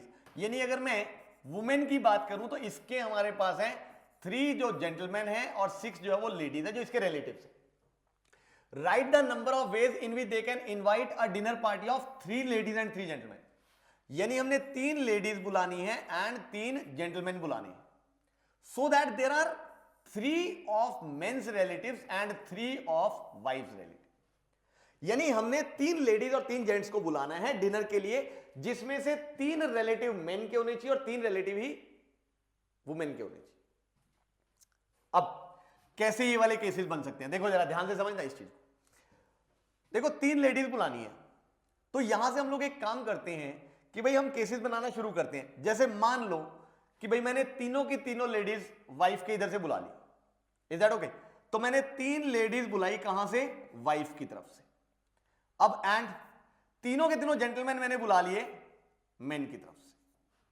तो ध्यान से देखो, 3 इसके रिलेटिव्स आ गए, 3 इसके रिलेटिव आ गए, 3 वुमेन आ गई और 3 मेन आ गए, 3 लेडीज 3 जेंट्स। अब इसको हम कम कर देते हैं। मान लो कि मैंने यहां से ऑफ कोर्स भाई 2 वुमेन बुला ली एंड 1 जो है वो मेन बुला लिया। मतलब इसके रिलेटिव में से 2 यहां से बुलाए और 1 यहां से बुलाए, तो इसके 3 आ गए। एंड अब इसके 3 बुलाने हैं। अब इसके 3 हम कैसे बुला सकते हैं कि भाई यहां से 2 हम लोग बुला लेते हैं मेन और 1 हम क्या बुला लेते हैं? वुमेन, ताकि टोटल 3 लेडीज 3 जेंट्स तो हो जाए ना। अब 3 लेडीज है, मतलब यहां से तो 2 वुमेन आ चुकी है, तो मतलब यहां से 1 ही वुमेन आए, और यहां से क्योंकि 1 मैन आए तो 2 मैन आने चाहिए, तभी तो 3 लेडीज 3 जेंट्स होंगे। Is that okay? अब और केस क्या हो सकता है? और हो सकता है यहां से हम लोग 1 वुमेन बुला लें और 2 जो है वो मेन बुला लें। तो यहां से हमें उल्टा करना पड़ेगा, यानी यहां पे हमें 1 ऑफ कोर्स मेन बुलाना पड़ेगा और 2 हमें वुमेन बुलानी पड़ेंगी मेल से। Is that okay? अब यहां से अगर आप ध्यान दो, और केस क्या हो सकता है हमारे पास, सोचो जरा ध्यान से कि भाई हम तीनों के तीनों यहां से क्या बुला लें? मेल्स बुला लें। तो यहां से हमें क्या बुलानी पड़ेगी? तीनों के तीनों वुमेन्स बुलानी पड़ेंगी, तभी जाके टोटल 6 आएंगे। तो इसका मतलब 6 जो हैं वो रिलेटिव्स या तो ऐसे आ सकते हैं, या फिर ऐसे, या फिर ऐसे, या फिर ऐसे। तो ये टोटल 4 पॉसिबिलिटीज बन गई, जिससे कि सारी कंडीशन सेटिस्फाई हो रही है। अब इन चारों की हमने काउंटिंग करनी है, ऐड करेंगे आंसर आ जाएगा। तो सबसे पहली चीज कि हमने 3 वुमेन बुलानी है। अब 3 वुमेन इधर से बुलानी है, तो ऑफकोर्स 6 हैं, उनमें से 3 बुलानी है, तो यानी कि 63 इंटू यहां से 3 मेन बुलाने हैं हमने, यानी जेंट्स बुलाने हैं, तो यहां से 5 में से 3 यानी कि 5C3। ये आ गई मेरे पास इस केस की counting. Is that okay? Next, अब ये वाला केस, अब यहां से मुझे दो बुलाने हैं वुमेन और एक मेन, यानी कि यहां पे क्या आ जाएगा 6C2 इंटू 3C1, ये आ गए वुमेन के रिलेटिव्स 3 एंड यानी इंटू, अब मैन के रिलेटिव्स बुलाने तो दो मैन यानी कि 5 में से 2 दैट इज 5C2 इंटू एक वुमेन यानी कि 4 में से 1 यानी 4C1, ये आ गया दूसरे केस की काउंटिंग। आई होप क्लियर। नेक्स्ट, अब ये वाला इधर से हमने एक वुमेन बुलानी है और दो मैन बुलाने हैं, यानी कि 6C1 इंटू 3C2 इंटू, ध्यान से अभी ये वाली काउंटिंग है, 1 मैन यानी इधर से 1 मैन एंड 2 मैन यानी कि 5C1 इंटू 4C2, ये आ गए मैन के 3 रिलेटिव। या फिर ये वाला केस यानी इधर से 3 मैन मतलब 3 जेंटलमैन है उनमें से तीनों को, और यहां से 3 वुमेन यानी कि 4 वुमेन है और उनमें से तीनों को यानी कि 4C3, और ये मल्टीप्लाई। तो ये आ गई चारों केस की काउंटिंग, और अब इन चारों को क्या कर देंगे हम लोग ऐड, तो this will give us the counting. अब आई थिंक ये काउंट करना है तो आप इजीली कर सकते हो, वैसे मैं करके दिखा देता हूं, क्योंकि 6C3 6 इंटू 5 इंटू 4 अपॉन 6 आएगा, तो दैट इज 20 इंटू 5C3 आपको पता है सबको 10 प्लस 6C2 होता है हमारे पास भाई 15 into 3C1 is 3 into 5C2 is 10 into 4C1 is 4 plus of course अगर हम देखें तो plus 6C1 is 6, 3C2 is 3, 5C1 is 5 and 4C2 is 6 plus, अब यहां से 3C3 is 1 into 4C3 is 4। तो यहां से अगर आप ध्यान से देखो जब ये सारे मल्टीप्लाई हुए तो क्या बना भाई 15 3 45, 45 को 2 से किया तो 90, तो 900, यही बन रहा है 15 इंटू 3, कुछ गड़बड़ हो गई क्या? अच्छा ओह ये तो प्लस होना था यार, सॉरी सॉरी सॉरी, ये तो प्लस है, ये तो प्लस हो रहा है, यानी 20 इंटू 10 दैट इज 200 प्लस ये चारों आपस में मल्टीप्लाई। ध्यान से यार ये गड़बड़ ना हो जाए, मेरी थोड़ी कंसंट्रेशन ब्रेक हो गई थी, I am sorry. 15 into 3 is 45, 45 को 4 से किया 180 और 180 को 10 से किया तो 1800 प्लस, अब जब ये चारों मल्टीप्लाई हुए ऑफ कोर्स 6 5 जा 30 और 6 3 जा 18, तो 18 इंटू 30, 18 3 जा 54 इंटू 0 तो एक और आ गया तो 540 plus of course 1 into 4 that is 4। तो यहां से अगर हम देखें 1800 और ये आ गया 200 मतलब 2000, तो ये आ गया 2540 प्लस 4 यानी कि 2544, तो ये आ गया हमारे पास आंसर, और यहां पे जो हमारा क्वेश्चन है वो हो गया खत्म। जेई का पुराना आया हुआ क्वेश्चन है ये, ध्यान से, वही मैंने एज इट इज लिया है, मेरे हिसाब से बहुत बढ़िया क्वेश्चन है ये, जिसमें केसेस वगैरह बनते हैं और जहां पे गड़बड़ हो सकती है, क्योंकि उसे बहुत कुछ दिया हुआ है, 3 लेडीज के होने चाहिए, 3 जेंट्स के होने चाहिए, फिर इधर से भी 3 होने चाहिए, तीनों के दोनों के 3 रिलेटिव्स होने चाहिए, तो बहुत कुछ गिवन है क्वेश्चन। तो इसलिए बड़े ध्यान से सोच समझ के हमें केसेस बनाने पड़ेंगे, तब जाके हमारा क्वेश्चन ये ठीक होगा और तभी हमारा आंसर ठीक आएगा। तभी मैंने इसको लास्ट तक करके दिखाया, क्योंकि कई बच्चे हैं हाँ सर ठीक है कर लेंगे, करते हैं नहीं, पता लगा मेरे से भी कोई गलती से केस मिस हो गया, इज दैट ओके? तो ध्यान से, गड़बड़ का कोई चांस नहीं है, गड़बड़ हो गई तो +4 की जगह क्या होगा -5। -5 क्यों कह रहा हूं समझ रहे हो ना? गलत हुआ है तो 4 तो गए भी तो हैं, तो 5 का नुकसान हो गया हमारा, 1 का नहीं हुआ है। Is that okay? तो चलिए गाइस बढ़ते हैं इसके बाद नेक्स्ट क्वेश्चन पे।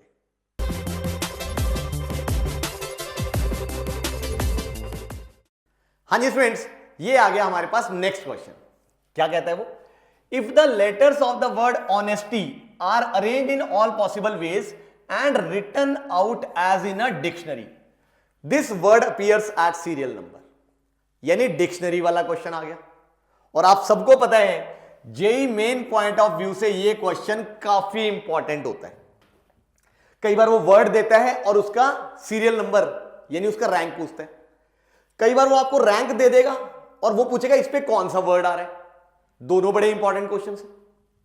अब दोनों को करने का तरीका एक ही है कि हमें वैसे ही चलना है जैसे डिक्शनरी में हम लोग देखते हैं वर्ड्स।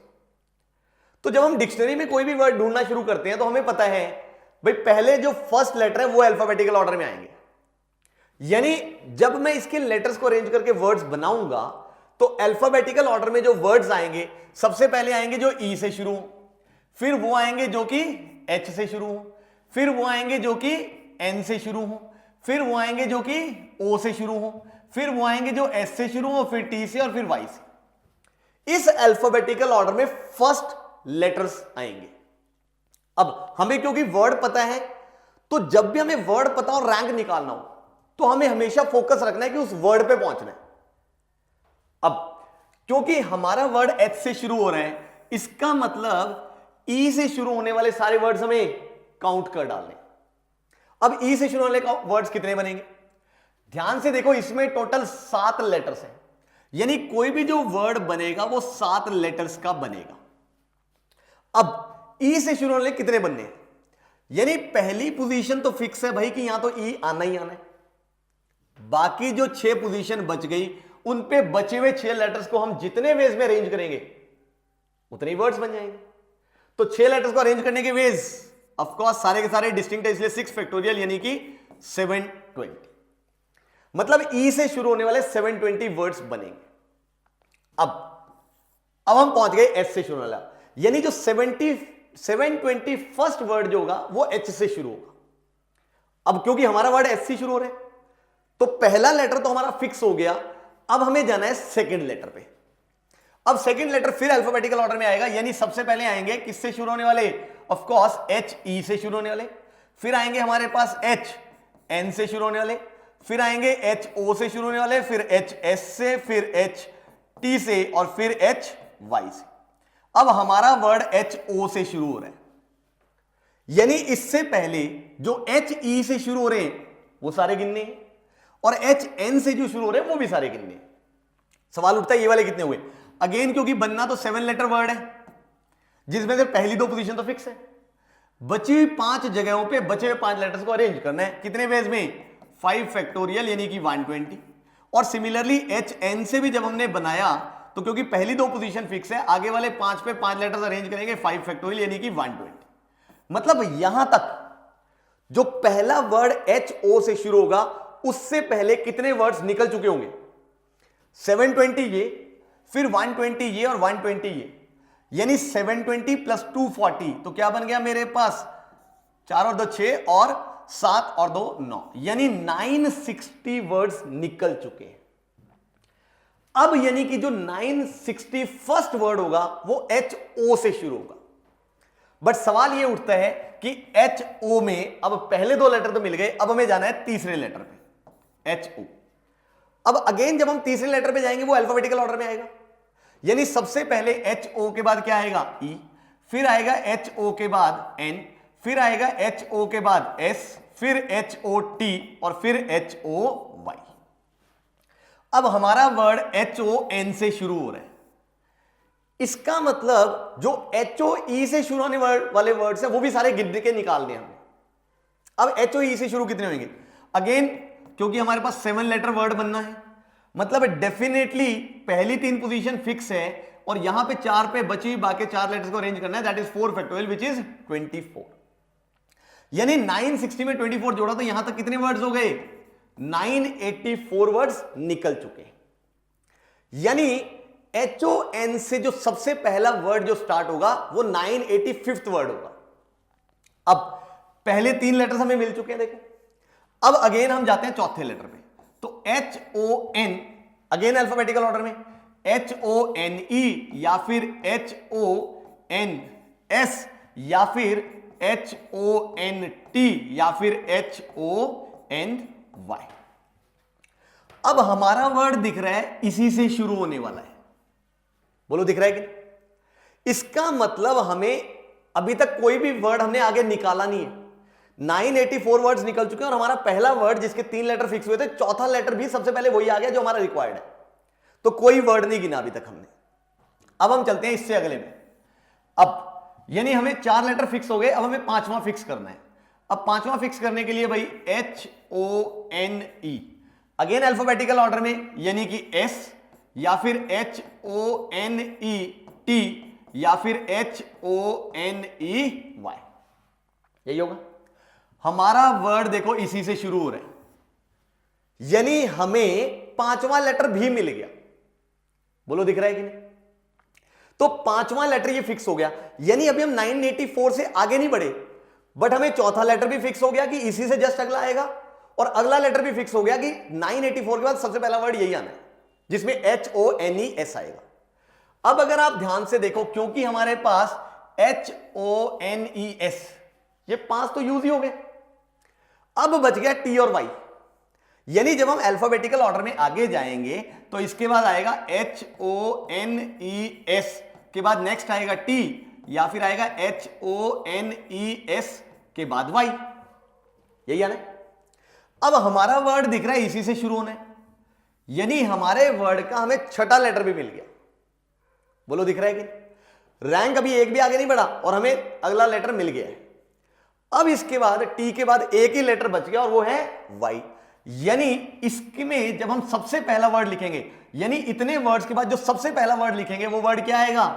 ऑनेस्टी ही आएगा, क्योंकि टी के बाद तो अगर 7वां लेटर लिखना है तो वाई होना है। Is that okay? और ऑनेस्टी ही हमारा वर्ड है।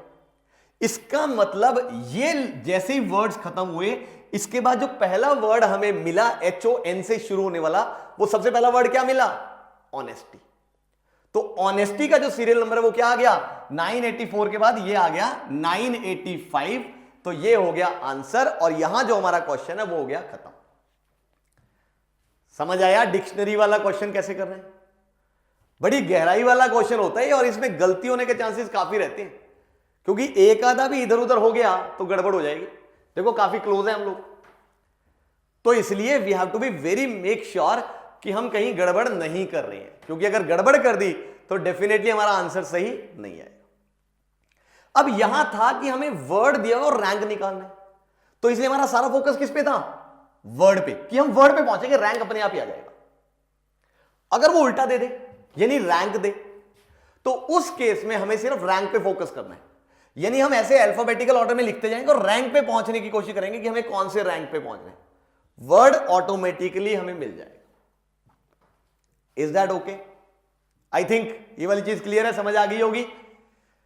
तो चलिए गाइस, ये था डिक्शनरी वाला एक बहुत ही इंपॉर्टेंट क्वेश्चन। जेईई मेन में इसका क्वेश्चन मेरे हिसाब से आना ही आना है, तो आपको ये क्वेश्चन अच्छे से समझ आना चाहिए। Is that okay? तो चलिए फिर, जब समझ आ गया है तो बढ़ते हैं नेक्स्ट क्वेश्चन पे।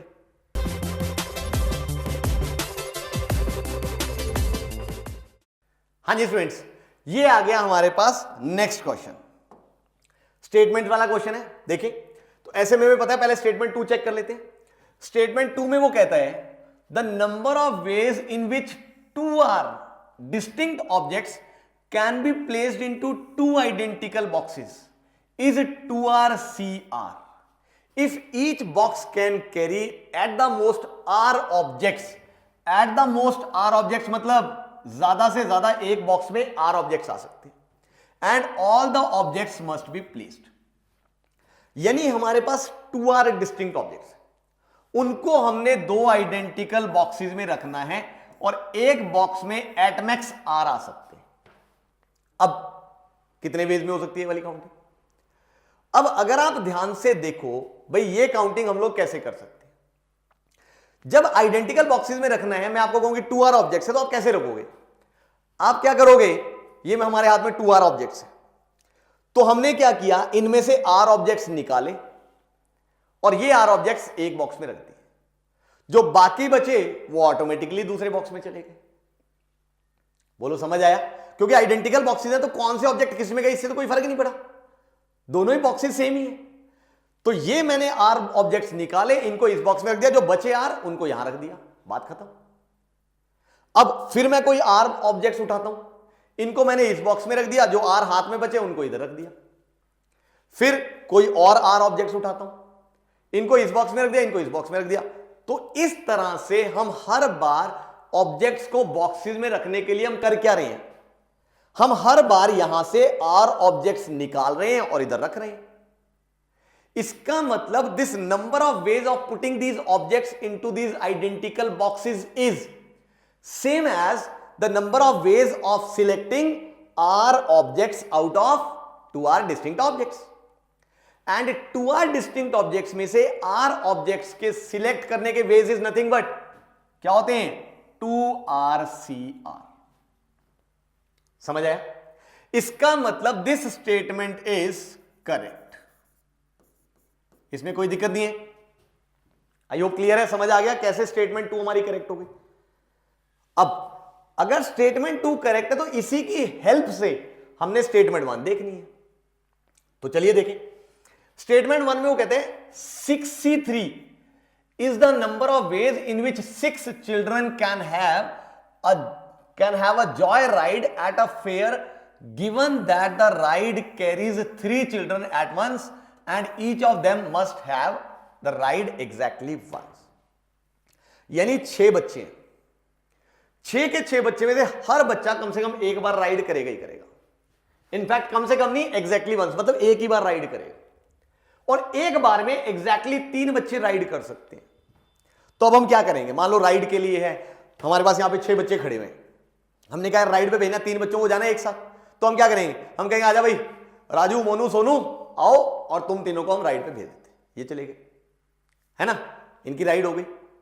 उसका बाद अगली बार में जो बाकी 3 बच गए उनको भेज दिया हमने, हो गई राइड सबकी। अब मैं एक काम करता हूं, फिर मैंने कोई और 3 उठाए, सपोज ए बी सी 3 बच्चे, उनको कहा जाओ भाई तुम राइड पे। अब वो राइड पे चले गए, बाकी जो बचे वो दूसरी बार में चले गए, हो गई सबकी राइड। इसका मतलब यहां भी बच्चों को राइड दिलाने के लिए हम क्या कर रहे हैं, जो 6 बच्चे हैं उनमें से 3 बच्चे हम क्या कर रहे हैं, हर बार सिलेक्ट। जितने वेज में हम उनको सिलेक्ट करेंगे उतने ही वेज में ये राइड हो पाएगी। तो 6 बच्चों में से 3 बच्चे हमने सिलेक्ट करने हैं, बोलो कितने वेज, ऑब्वियसली 6C3। अब इसका मतलब स्टेटमेंट 1 भी करेक्ट है। क्या स्टेटमेंट 2 जो है वो इसकी करेक्ट एक्सप्लेनेशन है? अच्छा ध्यान से देखो, स्टेटमेंट 2 में हमने क्या किया कि वही 2R में से हमने R सिलेक्ट किए थे, मतलब वही सिलेक्शन ही कर रहे हैं। इसके साथ साथ यहां पे हमने आइडेंटिकल ग्रुप्स में बांटे थे बच्चे, एक तरह से आइडेंटिकल बॉक्सेस में डाले थे हमने ऑब्जेक्ट्स। यहां भी तो वही हो रहा है, आइडेंटिकली एक तरह से, क्योंकि वो राइड सेम ही तो चीज है ना। 3 सिलेक्ट किए उन्होंने भी राइड करनी है, जो 3 बच गए उन्होंने भी वही राइड करनी है। तो है तो एग्जैक्टली वही सेम ही चीज की सेम ही राइड कर रहे हैं। मतलब एक तरह से अगर हम 6 बच्चों में 3 बच्चे सिलेक्ट कर रहे हैं तो मैं इस राइड को इस तरह भी तो देख सकता हूं कि मैंने 6 बच्चों के 3-3 के 2 ग्रुप्स बना दिए, और दोनों ग्रुप्स कैसे हैं, आइडेंटिकल है। यानी मैं ये कह सकता हूं कि 6 डिस्टिंक्ट ऑब्जेक्ट्स को मैंने 3-3 के 2 आइडेंटिकल बॉक्सेस में डाल दिया, 3 एक बॉक्स में 3 एक बॉक्स में। तो बोलो है सेम ही चीज, बिल्कुल है। इसका मतलब हम कहेंगे statement 1 is correct and statement 2 is correct and 2 is the correct explanation, यानी option C is the correct answer for this question. I hope done, समझ आया। वैसे ये डिवीजन इनटू ग्रुप्स का भी क्वेश्चन है, बट करते हैं हम वो रिजल्ट भी ऐसे ही बनाते हैं। तो अगर हमें ये सीधे बेसिक भी आता है तो बहुत अच्छी बात है, कोई दिक्कत नहीं है। डिवीजन इनटू ग्रुप्स का अगर हमें रिजल्ट नहीं भी आता है तो घबराने की जरूरत नहीं है कि हमें ये क्वेश्चन नहीं आएगा। Is that okay?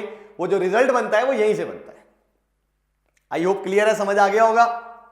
तो चलिए फिर गाइस बढ़ते हैं इसके बाद नेक्स्ट क्वेश्चन पे।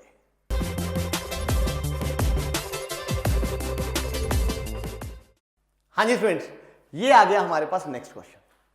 क्या कहता है वो, the total number of permutations of 6 different things taken not more than 3 at a time when a thing may be repeated any number of times is, assume that permutation is non-empty। तो इसका मतलब क्या है, यानी 6 distinct objects हैं हमारे पास, इनमें से हमने एट मोस्ट 3 की परम्यूटेशंस करनी है, taken 3 at a time at most. यानी 6 में से हम लोग 3 की अरेंजमेंट कर सकते हैं, या फिर 6 में से हम लोग 2 की कर सकते हैं, या फिर हम 6 में से हम लोग 1 की भी कर सकते हैं।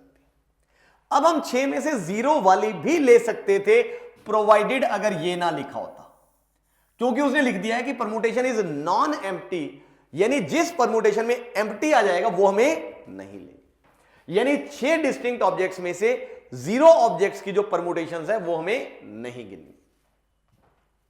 और इसके साथ एक इंपॉर्टेंट चीज है, when a thing may be repeated any number of times, और एक ऑब्जेक्ट कितनी भी बार रिपीट हो सकता है। क्या करें, क्वेश्चन पढ़ के ही थोड़ा दिमाग चकरा रहा है। जैसे ही परम्यूटेशन आया हमारे दिमाग में रिजल्ट आ गया एनपीआर वाला, ध्यान से वो नहीं लग पाएगा। क्यों ऐसा क्यों बोला मैंने नहीं लग पाएगा? क्योंकि अगर आप ध्यान से देखें, जब हम एनपीआर वाला रिजल्ट लगाते हैं तो हम कहते हैं कि भाई एन में से आर ऑब्जेक्ट्स की अरेंजमेंट करिए, बट वहां रेपिटेशन नहीं हो सकती। ध्यान से समझ आ रहा है? तो जब रेपिटेशन हो जाए और हमने अरेंजमेंट करनी हो तो हमारे पास वो प्लेसेस फिल करने वाला ही तरीका बच जाता है। यानी जैसे यहां पे मान लो हमने 6 में से 3 चीजों की अरेंजमेंट करनी है कि नहीं, तो एक तरह से हमें ये 3 प्लेसेस दी हुई है मान लो, और इन 3 प्लेसेस पे इन 6 में से कोई 3 ऑब्जेक्ट्स की हमने क्या करनी है, arrangement, where repetition of the objects is allowed. बोलो समझ आया? तो अगर रेपिटेशन अलाउड है तो बोलो इस प्लेस को फिल करने के कितने वेज, 6 वेज, इसको फिल करने के कितने वेज, 6 वेज, क्योंकि रेपिटेशन हो सकती है, इसको फिल करने के 6 वेज, तीनों की अरेंजमेंट करनी है, इसलिए क्या किया मैंने, तीनों को मल्टीप्लाई, तो 6 इंटू 6 इंटू 6 इज 216, यानी इस केस की काउंटिंग आ गई 216। क्लियर है? नेक्स्ट, अब मुझे इन 6 में से 2 की अरेंजमेंट करनी है, यानी 6 में से 2 ऑब्जेक्ट्स लेके और इन 2 प्लेसेस पे हमने उनको अरेंज करना है, वेयर रेपिटेशन इज अलाउड।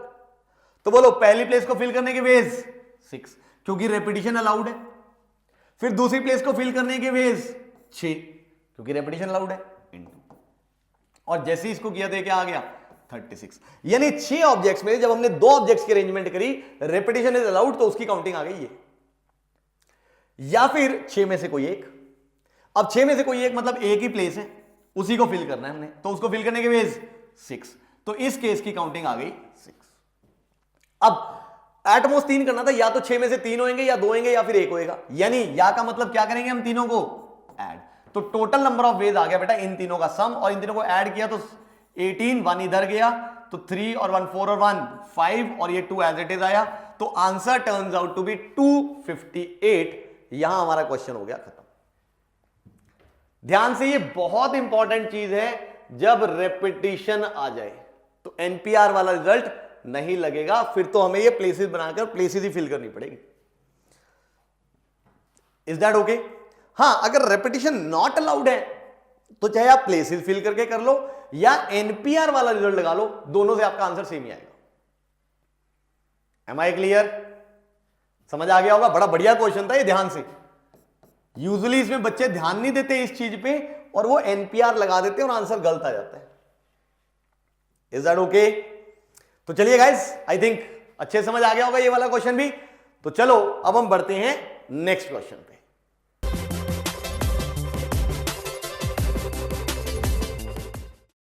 हाँ जी स्टूडेंट्स, ये आ गया नेक्स्ट क्वेश्चन। क्या कहता है वो? A is the set of 5 digit numbers A1, A2, A3, A4 and A5। मतलब A सेट में जितने भी ऐसे 5 डिजिट नंबर्स पॉसिबल है वो सारे आ रहे हैं, where A1 is less than A2 is less than A3 is less than A4 is less than A5। यानी वो जो भी नंबर आए 5 डिजिट नंबर, उनमें सबसे लेफ्ट पे होना चाहिए सबसे छोटा नंबर, फिर उससे बड़ा, फिर उससे बड़ा, फिर उससे बड़ा, फिर उससे बड़ा, ऐसे वो नंबर बनना चाहिए। यानी यूनिट्स प्लेस पे सबसे छोटा, फिर टेंस प्लेस पे उससे बड़ा, फिर 100 प्लेस पे उससे बड़ा, फिर 1000 प्लेस, फिर 10,000 place. Got it? Then write the highest prime factor of number of elements in A. तो मुझे बेसिकली इस सेट में नंबर ऑफ एलिमेंट्स निकालने हैं कि कितने। अगर मैंने नंबर ऑफ एलिमेंट्स निकाल लिए तो बात खत्म। समझ आया? अब इस सेट में एलिमेंट्स है क्या? ऐसे वाले सारे 5 डिजिट नंबर्स। तो यानी अगर मैं ऐसे वाले सारे 5 डिजिट नंबर्स गिन लूं कि कितने हैं, तो उतने ही सेट ए में नंबर ऑफ एलिमेंट्स होंगे। समझ आया? तो कुल मिला के मुझे 5 डिजिट नंबर्स गिनने हैं। अब सबसे पहले अगर आप ध्यान से ऑब्जर्व करो तो हमारे पास 0 से लेके 9 तक टोटल कितने डिजिट्स होते हैं? 10 डिजिट्स। अब इन 10 में से अगर आप ध्यान से देखो, क्योंकि हमें जो नंबर बनाना है वो 5 डिजिट नंबर है, यानी इन 10 में से अगर 5 डिजिट को हम लोग अरेंज कर लें, वो भी इस ऑर्डर में, तो हमें number of such 5 digit numbers मिल जाएंगे। बोलो यस और नो, है ना? तो चलिए हम एक काम करते हैं, पहले इन 10 डिजिट में से 5 कोई भी डिजिट्स सिलेक्ट कर लेते हैं। तो 10 में से 5 डिजिट सिलेक्ट करने के नंबर ऑफ वेज 10c5 है कि नहीं? अब ध्यान से, अभी तो हमारे हाथ में 5 डिजिट्स आए हैं। मान लो हमारे पास आ गया 2, 3, 4, 6 एंड 9, ये 5 डिजिट्स आ गए फॉर एग्जांपल। अब इन पांचों को हम क्या करेंगे, अरेंज, नंबर तो तभी बनेंगे ना। अब इन पांचों को बताओ अरेंज करने के बेस, कहीं कहेंगे 5 फैक्टोरियल। कितने वे, जस्ट 1 वे। ऐसा क्यों, क्योंकि हमें पता है भाई सबसे छोटा नंबर इधर आएगा, फिर उससे बड़ा, उससे बड़ा, उससे बड़ा, उससे बड़ा। मैं पहले शायद गलत बोल गया था कि सबसे छोटा इधर, सबसे छोटा इधर, फिर इधर, फिर इधर, फिर इधर, फिर इधर। तो इसका मतलब अगर मैं ये वाला नंबर बनाऊंगा तो ये बनेगा 2 3 4 6 9, एक ही नंबर बनेगा इन 5 डिजिट से। बोलो नजर आ रहा है, आई होप डन है ये वाली चीज। तो इसका मतलब इनको अरेंज करने के वेज जस्ट, तो इतने ही नंबर्स बनेंगे ऐसे वाले जो ये कंडीशन सेटिस्फाई करेंगे। इसका मतलब number of elements in set A is nothing but equal to this. और 10C5 आई थिंक इवैल्यूएट करना आता है, वैसे 252 होता ही है, याद ही होगा आप लोगों को। इवैल्यूएट कर लोगे ना फैक्टोरियल फॉर्म में लिख लुक के और सारा कुछ कर ही लोगे आई थिंक यार, बहुत कराया है। तो 252। अब हमें क्या चाहिए, highest prime factor of this, तो इसकी प्राइम फैक्टराइजेशन करनी पड़ेगी इनफैक्ट। तो दिस इज 2 into ये बन जाएगा 1, then 2 and then this is 6, और 126 को हम लोग लिख लेंगे 2 into 63, और 63 को हम लिख लेंगे 9 into 7, और 9 को हम लिख लेंगे 3 square into 7। यानी इस नंबर की प्राइम फैक्टराइजेशन आ गई 2 square into 3 square into 7। तो highest prime factor of number of elements in A is nothing but 7। और यहां पे हमारा क्वेश्चन हो गया खत्म। इज दैट ओके, समझ आया ना? तो चलिए गाइस, अगर समझ आ गया है तो बढ़ते हैं इसके बाद नेक्स्ट क्वेश्चन पे।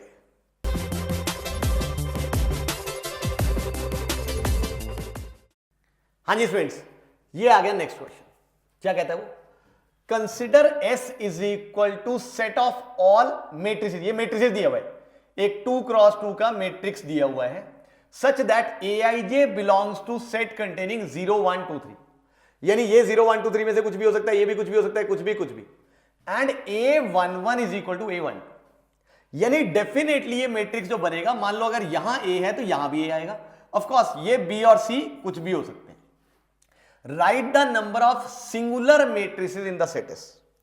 सिंगुलर मैट्रिसेस, एक मैट्रिक्स सिंगुलर कब होता है, जब उसका डिटर्मिनेंट क्या हो जाए, 0। यानी हमें ऐसे मैट्रिसेस गिनने हैं जिनका डिटर्मिनेंट 0 हो जाए।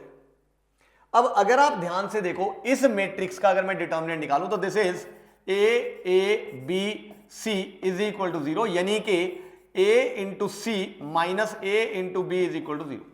यानी minus A into B minus C is equal to 0, यानी A into B minus C is equal to 0। तो ऐसे डिटर्मिनेंट्स गिनने हैं जो इन कंडीशन को सेटिस्फाई करे। अब इसका मतलब यहां से अगर मुझे यह पता लग जाए कि ऐसी कितनी ABC की वैल्यूज पॉसिबल हो सकती है इनमें से, तो बात खत्म। क्योंकि A की वैल्यू भी 0 1 2 3 होनी है, B की भी 0 1 2 3 में से कुछ होनी है, और C की वैल्यू भी 0 1 2 3 में से कुछ होनी है।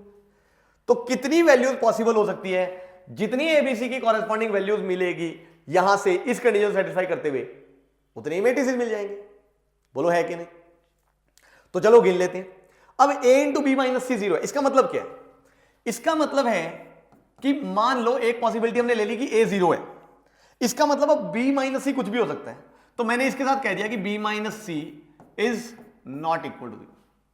एक केस ये हो सकता है कि ये 0 है बट ये नॉन 0 है, और दूसरा केस क्या हो सकता है कि भाई A नॉन 0 है एंड B माइनस C किसके इक्वल है, 0 के, तब भी ये कंडीशन सेटिस्फाइड है। और केस क्या हो सकता है कि दोनों ही 0 हैं, यानी A भी 0 है एंड B माइनस C भी 0 है, या फिर तीसरी पॉसिबिलिटी ये हो सकती है। बोलो समझ आया? तो अगर मैं तीनों केसेस में काउंटिंग कर लूं, बात खत्म। अब A ने तो 0 ही होना है, मतलब A को वैल्यू असाइन करने का एक ही तरीका है, इस प्लेस को भरने का एक ही तरीका है।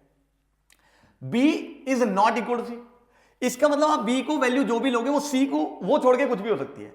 अब B की वैल्यू हम 0 1 2 3 कुछ भी ले सकते हैं, तो B को वैल्यू असाइन करने के 4 वेज। अब C को वैल्यू असाइन करनी है, C को वैल्यू असाइन करने के कितने वेज, 3 वेज, क्योंकि जो वैल्यू B की आ चुकी है उसको छोड़ के आप C को जो मर्जी ले लो। एंड ऑफ कोर्स क्योंकि तीनों को वैल्यूज असाइन करनी है इसलिए हमने क्या किया, मल्टीप्लाई। तो इस केस की काउंटिंग आ गई 12। क्लियर? Next second case. अब A नॉन 0 होना चाहिए, यानी A को वैल्यू 0 छोड़ के 1 2 3 कुछ भी हो सकता है, यानी A को वैल्यू असाइन करने के 3 तरीके। इनटू अब b माइनस सी जीरो होना चाहिए, यानी b इज इक्वल टू सी हो जाना चाहिए। मतलब जो वैल्यू आप b को असाइन करोगे c को भी वही वैल्यू असाइन होनी है। तो b को वैल्यू असाइन करने के कितने वेज? 4 वेज, 0 1 2 3 कुछ भी हो सकता है। इंटू c को वैल्यू असाइन करने के कितने वेज? जस्ट 1, क्योंकि जो b को वैल्यू असाइन करी वही सेम वैल्यू c को असाइन करनी पड़ेगी। तो इसलिए b के अकॉर्डिंगली c की वैल्यू तो फिक्स हो गई। तो इसलिए इसके भी कितने काउंटिंग? 12। अब तीसरा केस, जब a 0 हो जाए, a 0 हो जाए मतलब इस प्लेस को फिल करने के एक ही तरीका, मतलब a पे तो 0 ही आना है, इंटू b और c बराबर हो जाए, यानी यहां से दिख रहा है कि b को वैल्यू असाइन करने के 4 ways and of course c को वही वैल्यू देंगे जो b की है, यानी कि इंटू 1, यानी इस केस की कितनी काउंटिंग? 4। अब या तो ये हो सकता है या ये, तो इसलिए आंसर क्या आ गया अल्टीमेटली भाई 12 प्लस 4, 12 12 24 और 4 28। So number of such singular matrices is nothing but equal to 28। हो गई ना काउंटिंग?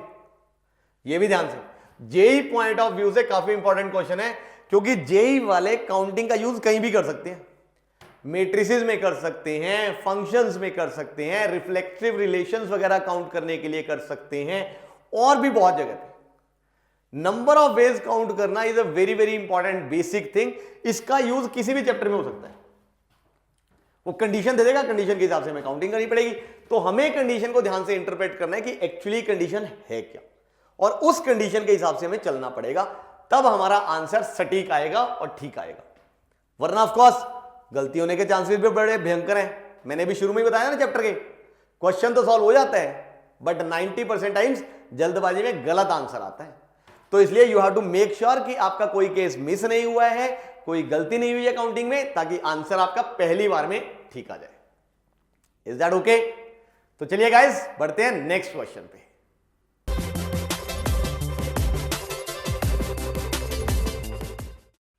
हाँ जी स्टूडेंट्स, ये आ गया नेक्स्ट क्वेश्चन। क्या कहता है? India and Australia play one day international series until one team wins 4 matches and no match was end in draw. ठीक है, यानी दोनों ने सीरीज खेली, जब तक कोई 4 मैचेस ना जीत जाए तब तक सीरीज चलती रहेगी। If the number of ways in which the series can be won is the diameter in centimeter of a hemisphere and maximum number of such hemispheres have been scooped out from a square of side 70 meters. Write the number of hemispheres that are scooped out. भाई साहब, तो series की बात हो रही है। पहले अगर हम वो नंबर ऑफ वेज निकाल लें जिसमें सीरीज कैन बी वन, तो हम आगे बढ़ सकते हैं। तो चलिए पहले हम वो निकालते हैं। अब देखो, तो सबसे पहली बात है कि सीरीज में टोटल मैचेस कितने होंगे, आप बताओ मुझे। अगर सिर्फ 4 मैच हो जाए, काम चल जाएगा? बिल्कुल चल जाएगा, क्योंकि अगर चारों मैचेस में कोई एक टीम जीत गई तो वो सीरीज जीत जाएगी। यानी एक सीरीज ऐसी हो सकती है जो 4 ही मैचेस की हो, चारों कोई एक टीम जीत गई, बात खत्म। या फिर ऐसा भी हो सकता है कि सीरीज में मैचेस 5 हो जाए, यानी 5 में से डेफिनेटली 4 एक टीम जीत गई और एक वो टीम हार गई। ऐसा भी तो हो सकता है। बट इसमें एक खतरनाक चीज है, 5 मैचेस पे तो तभी जाएगी ना सीरीज जब पहले 4 में से कोई ना कोई एक उसको हार मिली है, तभी तो 5वां मैच होगा, वरना तो यही बात हो गई। इसका मतलब यहां से हमें दिख रहा है कि जो उस टीम की 4th विन है वो डेफिनेटली यहां जाके मिली है। यानी पहले 4 मैचेस में वो टीम 3 जीती है एंड ऑफ कोर्स एक हारी है फॉर श्योर, तभी जाके ऐसे हुआ है, तभी 5वें मैच की जरूरत पड़ी है। समझ आया? या फिर हो सकता है कि 6 मैचेस हो जाएं, यानी जिनमें एक टीम 4 जीत जाए और 2 हार जाए। बट इसमें भी भाई 6 मैचेस की जरूरत तो हमें तब पड़ेगी जब 6ठा मैच वो जीते, और इन 5 में से 3 जीते एंड 2 हारे, तभी तो उसको 6ठे मैच की जरूरत पड़ेगी। बोलो समझ आया? या फिर हो सकता है कि 7 मैचेस हो जाएं, जिनमें से 4 एक टीम जीत जाए और 3 वो वाली टीम हार जाए। अब इसमें भी एक दिक्कत है कि अगर मुझे 7 मैचेस कराने हैं तो डेफिनेटली अगर आप ध्यान से देखो, इन पहले 6 मैचेस में से बंदा 3 ही जीतना चाहिए एंड 3 हारना चाहिए, तभी 7वें मैच की जरूरत पड़ेगी। और 7वें मैच पे वो क्या होएगा, जीतेगी वो टीम, तो अल्टीमेटली वो सीरीज जीत जाएगी। या फिर 8 मैचेस भी हो सकते हैं, नहीं, क्योंकि अगर 8 हो गए तो दोनों में से कोई ना कोई टीम चार जीतेगी और दूसरी भी 4, तो मतलब हम 8 मैचेस करा ही नहीं पाएंगे। एट मैक्स 7 ही मैचेस हो सकते हैं। Are you getting this? अब इसका मतलब कि एक टीम दोनों में से, चाहे इंडिया सीरीज जीते चाहे ऑस्ट्रेलिया, अगर इंडिया ने सीरीज जीतनी है तो या तो वो ऐसे 4 मैच खेलेगा और चारों जीतेगा, या फिर वो 5 मैच खेलेगा जिसमें से 4 जीतेगा 1 हारेगा, बट इस वे में, या फिर 6 मैचेस होंगे जैसे कि वो ऐसे जीत सकता है, या फिर 7 मैचेस। तो मान लो मैं कहता हूं कि सीरीज इंडिया जीती, भाई अपना देश है, इंडिया को जिताते हैं, पहले इसी की पॉसिबिलिटी गिनते हैं। मान लो इंडिया ने सीरीज जीती, तो अब इंडिया सीरीज कितने वेज में जीत सकती है? या तो एक तरीका ये है, क्योंकि चारों विन आए तो एक तरीका तो यही हो गया, या फिर मतलब प्लस, या फिर वो सीरीज ऐसे भी जीत सकती है। अब ऐसे सीरीज का मतलब कि लास्ट वाला मैच तो वो जीते ही जीते, बट पहले 4 मैचेस में 3 जीते और 1 हारे। अब इसके कितने वेज होंगे? यानी इन 4 में से किन्हीं 3 जगह पे W आ जाए और एक जगह पे क्या आ जाए? L आ जाए। जितने वेज में आएगा उतने ही वेज में यहां पे उसकी जीत होगी सीरीज की। समझ आ रहा है? यानी इन 4 प्लेसेस पे एक तरह से मुझे 3 W और 1 L को क्या करना है? अरेंज करना है। जितने वेज में अरेंज करेंगे उतने ही वेज यहां पे आएंगे इंडिया के सीरीज जीतने के। तो 4 ऑब्जेक्ट्स को 4 प्लेसेस पे अरेंज करना है, तो इसलिए 4 फैक्टोरियल, बट उनमें से 3 एक जैसे हैं इसलिए 3 फैक्टोरियल। तो इस वे में इंडिया सीरीज जीत सकती है, इसके नंबर ऑफ वेज है ये। सिमिलरली और यानी कि प्लस। अब इसके वेज की अगर हम बात करें तो यहां पे हमें दिख रहा है कि लास्ट मैच तो जीतना ही जीतना है, बट पहले 5 मैचेस में वो 3 जीते और 2 हारे। यानी इन 5 प्लेसेस पे 3 W और 2 L को हमने क्या करना है? अरेंज करना है। जितने वेज में अरेंज करेंगे उतने वेज में सीरीज जीत जाएगी। तो इसका मतलब 5 प्लेसेस पे अगर इनको अरेंज करना है तो ऑफकोर्स 5 फैक्टोरियल अपॉन 3 एक जैसे हैं WWW और 2 L एक जैसे हैं, यानी कि 2 फैक्टोरियल। एंड सिमिलरली जब हम इस पे जाएंगे ऑफकोर्स, तो यहां पे क्या आ गया मेरे पास? इन 6 प्लेसेस पे ये 6 को अरेंज करना है, तो 6 फैक्टोरियल अपॉन भाई ऑफकोर्स 3 फैक्टोरियल इंटू 3 फैक्टोरियल। ये है इंडिया के सीरीज जीतने के number of veg. But series तो ऑस्ट्रेलिया भी जीत सकता है ना? हो सकता है हमारी किस्मत खराब हो। तो अगर ऑस्ट्रेलिया ने सीरीज जीतनी तो कितने वेज में जीतेगा? अगेन वो भी इसी वेज में जीतेगा। और उसने कहा है in how many ways series can be won, यानी वो चाहता है चाहे इंडिया जीते चाहे ऑस्ट्रेलिया, दोनों में से कोई भी जीत सकती है। इसका मतलब total number of ways in which this series can be won is nothing but 2 times this. बोलिए समझ आया?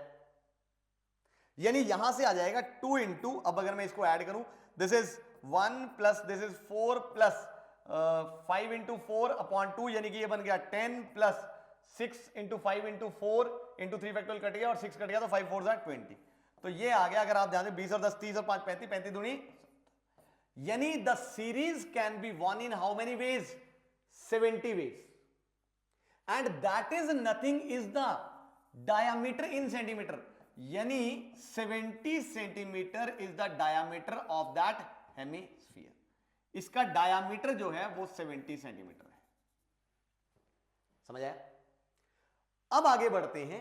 Maximum number of such hemispheres have been scooped out from a square of side 70 meter. यानी हमने एक square लेना है यहां पे। सपोज हमने ये एक स्क्वायर बना लिया कुछ ऐसा। अब इस स्क्वायर की जो साइड है वो हम लोगों को पता है 70 मीटर है, और इसमें से हमने स्कूप आउट करना है हेमिस्फीयर्स, वो भी मैक्सिमम नंबर ऑफ हेमिस्फीयर्स जो हम कर सके। तो ध्यान से देखो, जब मैं इसमें स्कूप आउट करना शुरू करूंगा तो जैसे यहां से ऐसे स्कूप आउट हो जाएगा एक फिर यहां से ऐसे स्कूप आउट हो जाएगा, बोलो दिख रहा है कि नहीं? फिर एक इसमें से ऐसे हो जाएगा। भाई मैक्सिमम नंबर ऑफ करने तो बिल्कुल उसके साथ जुड़ता जाएगा ना, तभी मैक्सिमम होंगे। पूरा हेमिस्फीयर स्कूप आउट होना चाहिए। तो ऐसे ऐसे वो स्कूप आउट करता जाएगा, फिर ऐसे भी स्कूप आउट करता जाएगा, और आगे जैसे यहां पे ऐसे कर दिया, फिर यहां पे ऐसे स्कूप आउट कर दिया, एंड सो ऑन।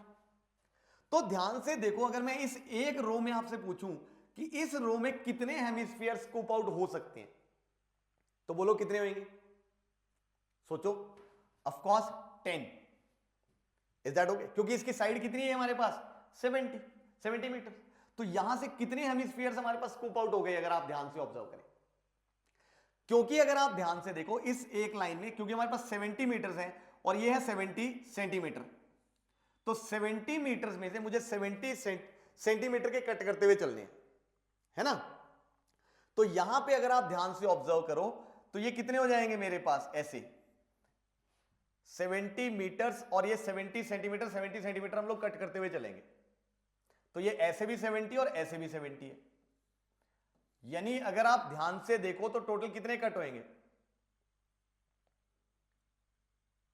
तो यहां से हमारे पास आ गया, अगर आप ध्यान से देखो इस एक लाइन में हमारे पास कट हुए 100, क्योंकि 70 मीटर्स मतलब ये टोटल लेंथ कितनी हो गई, 7000 सेंटीमीटर्स। तो ये 7000 सेंटीमीटर पूरी लेंथ है। इसमें से 70 सेंटीमीटर के जब हम स्कूप आउट ऐसे करते जाएंगे तो टोटल कितने कट आउट होंगे, 100। तो 100 जो है वो टोटल स्कूप आउट हो जाएंगे हेमिस्फीयर्स इस एक लाइन से। बोलो दिख रहा है कि नहीं। और ऐसे ही अगर आप ध्यान से देखो तो ऐसे ऐसे हर एक लाइन में जब हम स्कूप आउट करते हुए चलेंगे तो 100 स्कूप आउट होंगे।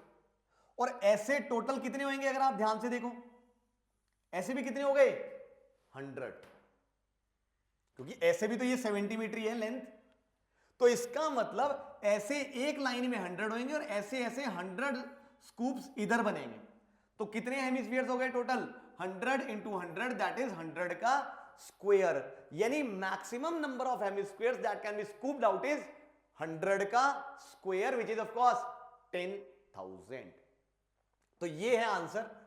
आंसर क्या दिया है 100। मुझे लगता है स्क्वायर मिस हो गया होगा नोट करने में, कोई बात नहीं।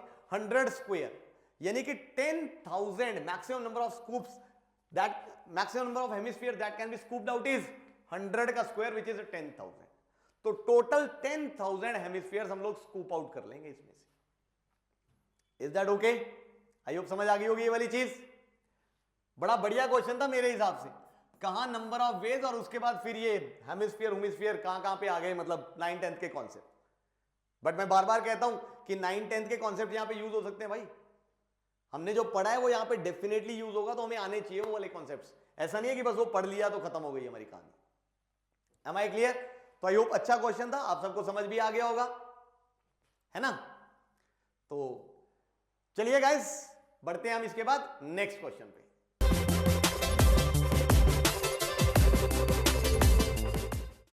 हाँ जी फ्रेंड्स, ये आ गया नेक्स्ट क्वेश्चन।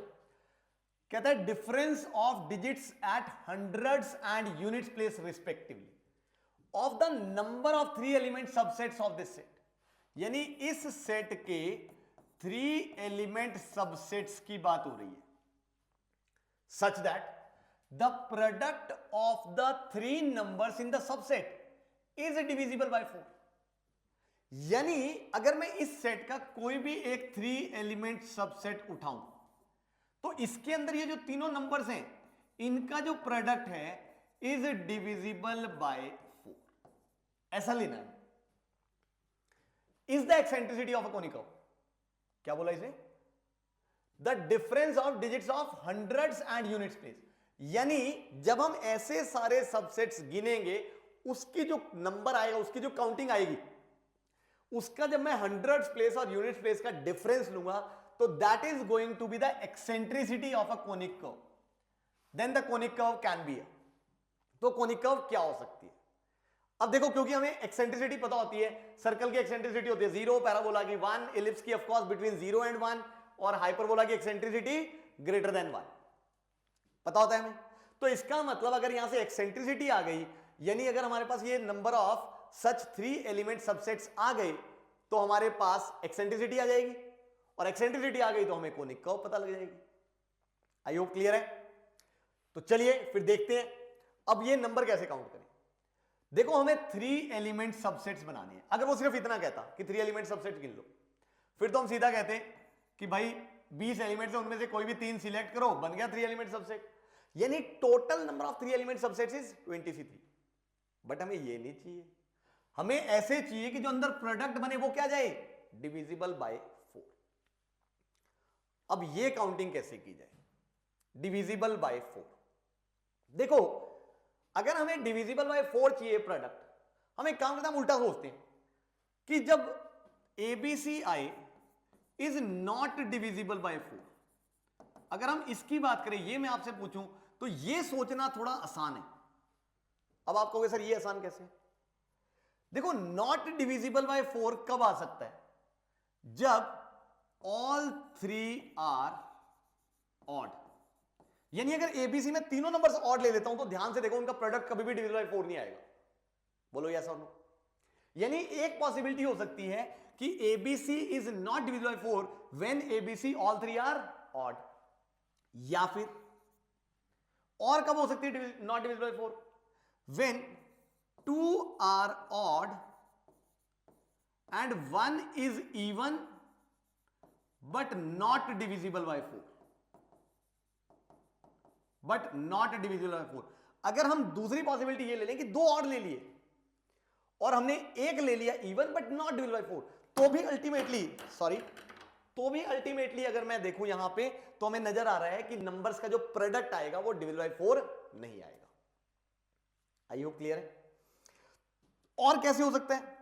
अब एक ऑड लेके और 2 इवन लेने, नहीं, वो तो हमेशा, अगर मैंने 2 कोई भी नंबर्स इवन ले लिए तो वो तो हमेशा डिविजिबल बाय 4 आएगा ही आएगा, और तीनों इवन लिए तब भी आएगा ही आएगा। इसका मतलब ABC is not divisible by 4 सिर्फ 2 ही केसेस में आ सकते हैं, या तो तीनों ऑड हो जाए या फिर 2 ऑड और जो एक इवन लेना है that is not divisible by 4। तो इसका मतलब अब ये है टोटल, तो एक काम करते हैं, टोटल में से ये दोनों वाले केसेस माइनस कर देते हैं। समझ आया? तो सबसे पहले ये ऑल 3 आर ऑड, तीनों ऑड हो। अब ध्यान से देखो, 1 से 20 के बीच में हमें पता है 10 ऑड नंबर्स हैं, 10 इवन नंबर है, तो मुझे 3 ऑड नंबर्स लेने हैं, तो 10 में से 3 ऑड नंबर सिलेक्ट करने के बेस 10C3 और मतलब प्लस। अब 2 आर ऑड, यानी 2 ऑड लेने हैं एंड एक इवन नॉट डिविजिबल बाय 4, तो 2 ऑड, 10 में से 2 ऑड लिए तो ऑफ कोर्स 10C2 इनटू एक इवन लेना है बट नॉट डिविजिबल बाय 4, यानी जो एक इवन नंबर लेना है वो 4 से डिविजिबल नहीं होना चाहिए। अब 4 से डिविजिबल कौन कौन से होंगे 1 से 20 के बीच में? एक तो 2 हो सकता है, या फिर 6 हो सकता है, या फिर 10 हो सकता है, या फिर 14 हो सकता है, या फिर 18 हो सकता है। इसके अलावा और कोई नंबर ही नहीं। यानी जो एक इवन नंबर लेना है वो इन पांचों में से कोई एक लेना है। Is that okay? तो यानी 5 में से 1 यानी कि 5C1। Is that okay? तो ये आ गए मेरे पास total number of such 3 element subsets. अब इसकी काउंटिंग करनी है तो देखो जरा ध्यान से, 20C3 बेटा आपको पता है 20 factorial upon 17 factorial into 3 factorial, यानी कि 20 इंटू 19 इंटू 18 इंटू 17 फैक्टोरियल, नीचे 17 फैक्टोरियल कैंसिल और नीचे 3 फैक्टोरियल है विच इज 6 माइनस। अब 10C3 आप लोगों को शायद पता ही हुआ है, रटा ही हुआ है, विच इज 120 प्लस 10C2 भी आप लोगों को रटा हुआ है दैट इज 45 और इंटू 5C1 इज 5, यानी ये बन गया 6 18, तो 19 3 57, 57 को 2 से किया तो 114, तो ये क्या आ गया 1140 माइनस 120 और 45 को 5 से करेंगे तो ऑफ कोर्स ये आ जाएगा मेरे पास 225 आई थिंक, है ना? तो 225 प्लस 120 यानी कि 245, तो 345 माइनस ये आ गया 345, यानी ये आ गया। अगर आप ध्यान से देखो 10 में से 5 गया 5, इधर 3, तो 13 में से 4 गए 6 और 3 9, इधर उसके बाद बचा 10, 10 में से 3 गए 7, तो ये आ गए total number of such 3 element subset such that the product of numbers is divisible by 4। अब इसकी hundreds place and units place यानी 7 and 5 इनका जो डिफरेंस है that is 2, वो है eccentricity of a conic curve। तो अब तुम बताओ, अगर कोई कोनिक कर्व है जिसकी eccentricity 2 है तो वो क्या हो सकता है? हाइपरबोला ही हो सकता है, और तो इनमें से कुछ हो ही नहीं सकता। समझ आया? अगेन बहुत बढ़िया क्वेश्चन। देखो कहां पी एंड सी और कहां कोनिक्स पे चले गए। अब हमें कईयों को यह भी नहीं पता होता कि किसकी एक्सेंट्रिसिटी कितनी होती है, तो हम कैसे जज करें कि कौन सी कोनिक कर्व है? तो ध्यान से, छोटी छोटी चीजें हैं जो हम लोग एनसीईआरटी में पढ़ते हैं, बहुत इंपॉर्टेंट है। इन्हीं का यूज करके जेई वाले आपको फंसाते रहते हैं। उनको पता है अच्छे मुश्किल क्वेश्चन तो बहुतों ने किए होंगे, बट क्या कंसेप्चुअल क्वेश्चंस किए हैं? क्या कंसेप्चुअली उन चीजों को पता है? अब पी एंड सी का हो सकता है आपने अच्छा ऐसा क्वेश्चन किया है, बट इससे वो एक्सेंट्रिसिटी पे चले गए। अब ये बेसिक चीज कईयों को पता होती है, कईयों को नहीं पता होती। तो जिसको नहीं पता होगी वो इतना करने के बाद भी उलझ के रह जाएगा या कंफ्यूज हो जाएगा, गलत कर देगा। Is that okay? तो चलिए, ये हो गया हमारा क्वेश्चन खत्म। एंड इनफैक्ट इसके साथ साथ हमारा जो पीएनसी का लेक्चर है बेटा वो भी खत्म होता है। मेरे ख्याल से हमने पूरा चैप्टर बड़े अच्छे से समझ लिया है। काफी क्वेश्चन मैंने कराए हैं, काफी अच्छे अच्छे मिक्स्ड क्वेश्चंस, जिनसे ऑलमोस्ट सारे कॉन्सेप्ट्स हमारे रिवाइज हो गए हैं। तो चलिए अब आपका काम है, आज का होमवर्क है आपका कि पी एंड सी के PYQs अब आपने करने हैं ताकि ये चैप्टर भी हमारा जेई के लिए तैयार हो जाए अच्छे से। तो चलिए गाइस, इसी के साथ आज का लेक्चर खत्म करता हूं, आपसे विदा लेता हूं और नेक्स्ट लेक्चर में मिलता हूं जहां पे हम लोग डिस्कस करेंगे next chapter, that is of course binomial theorem. तो चलिए guys, see you all in the next lecture.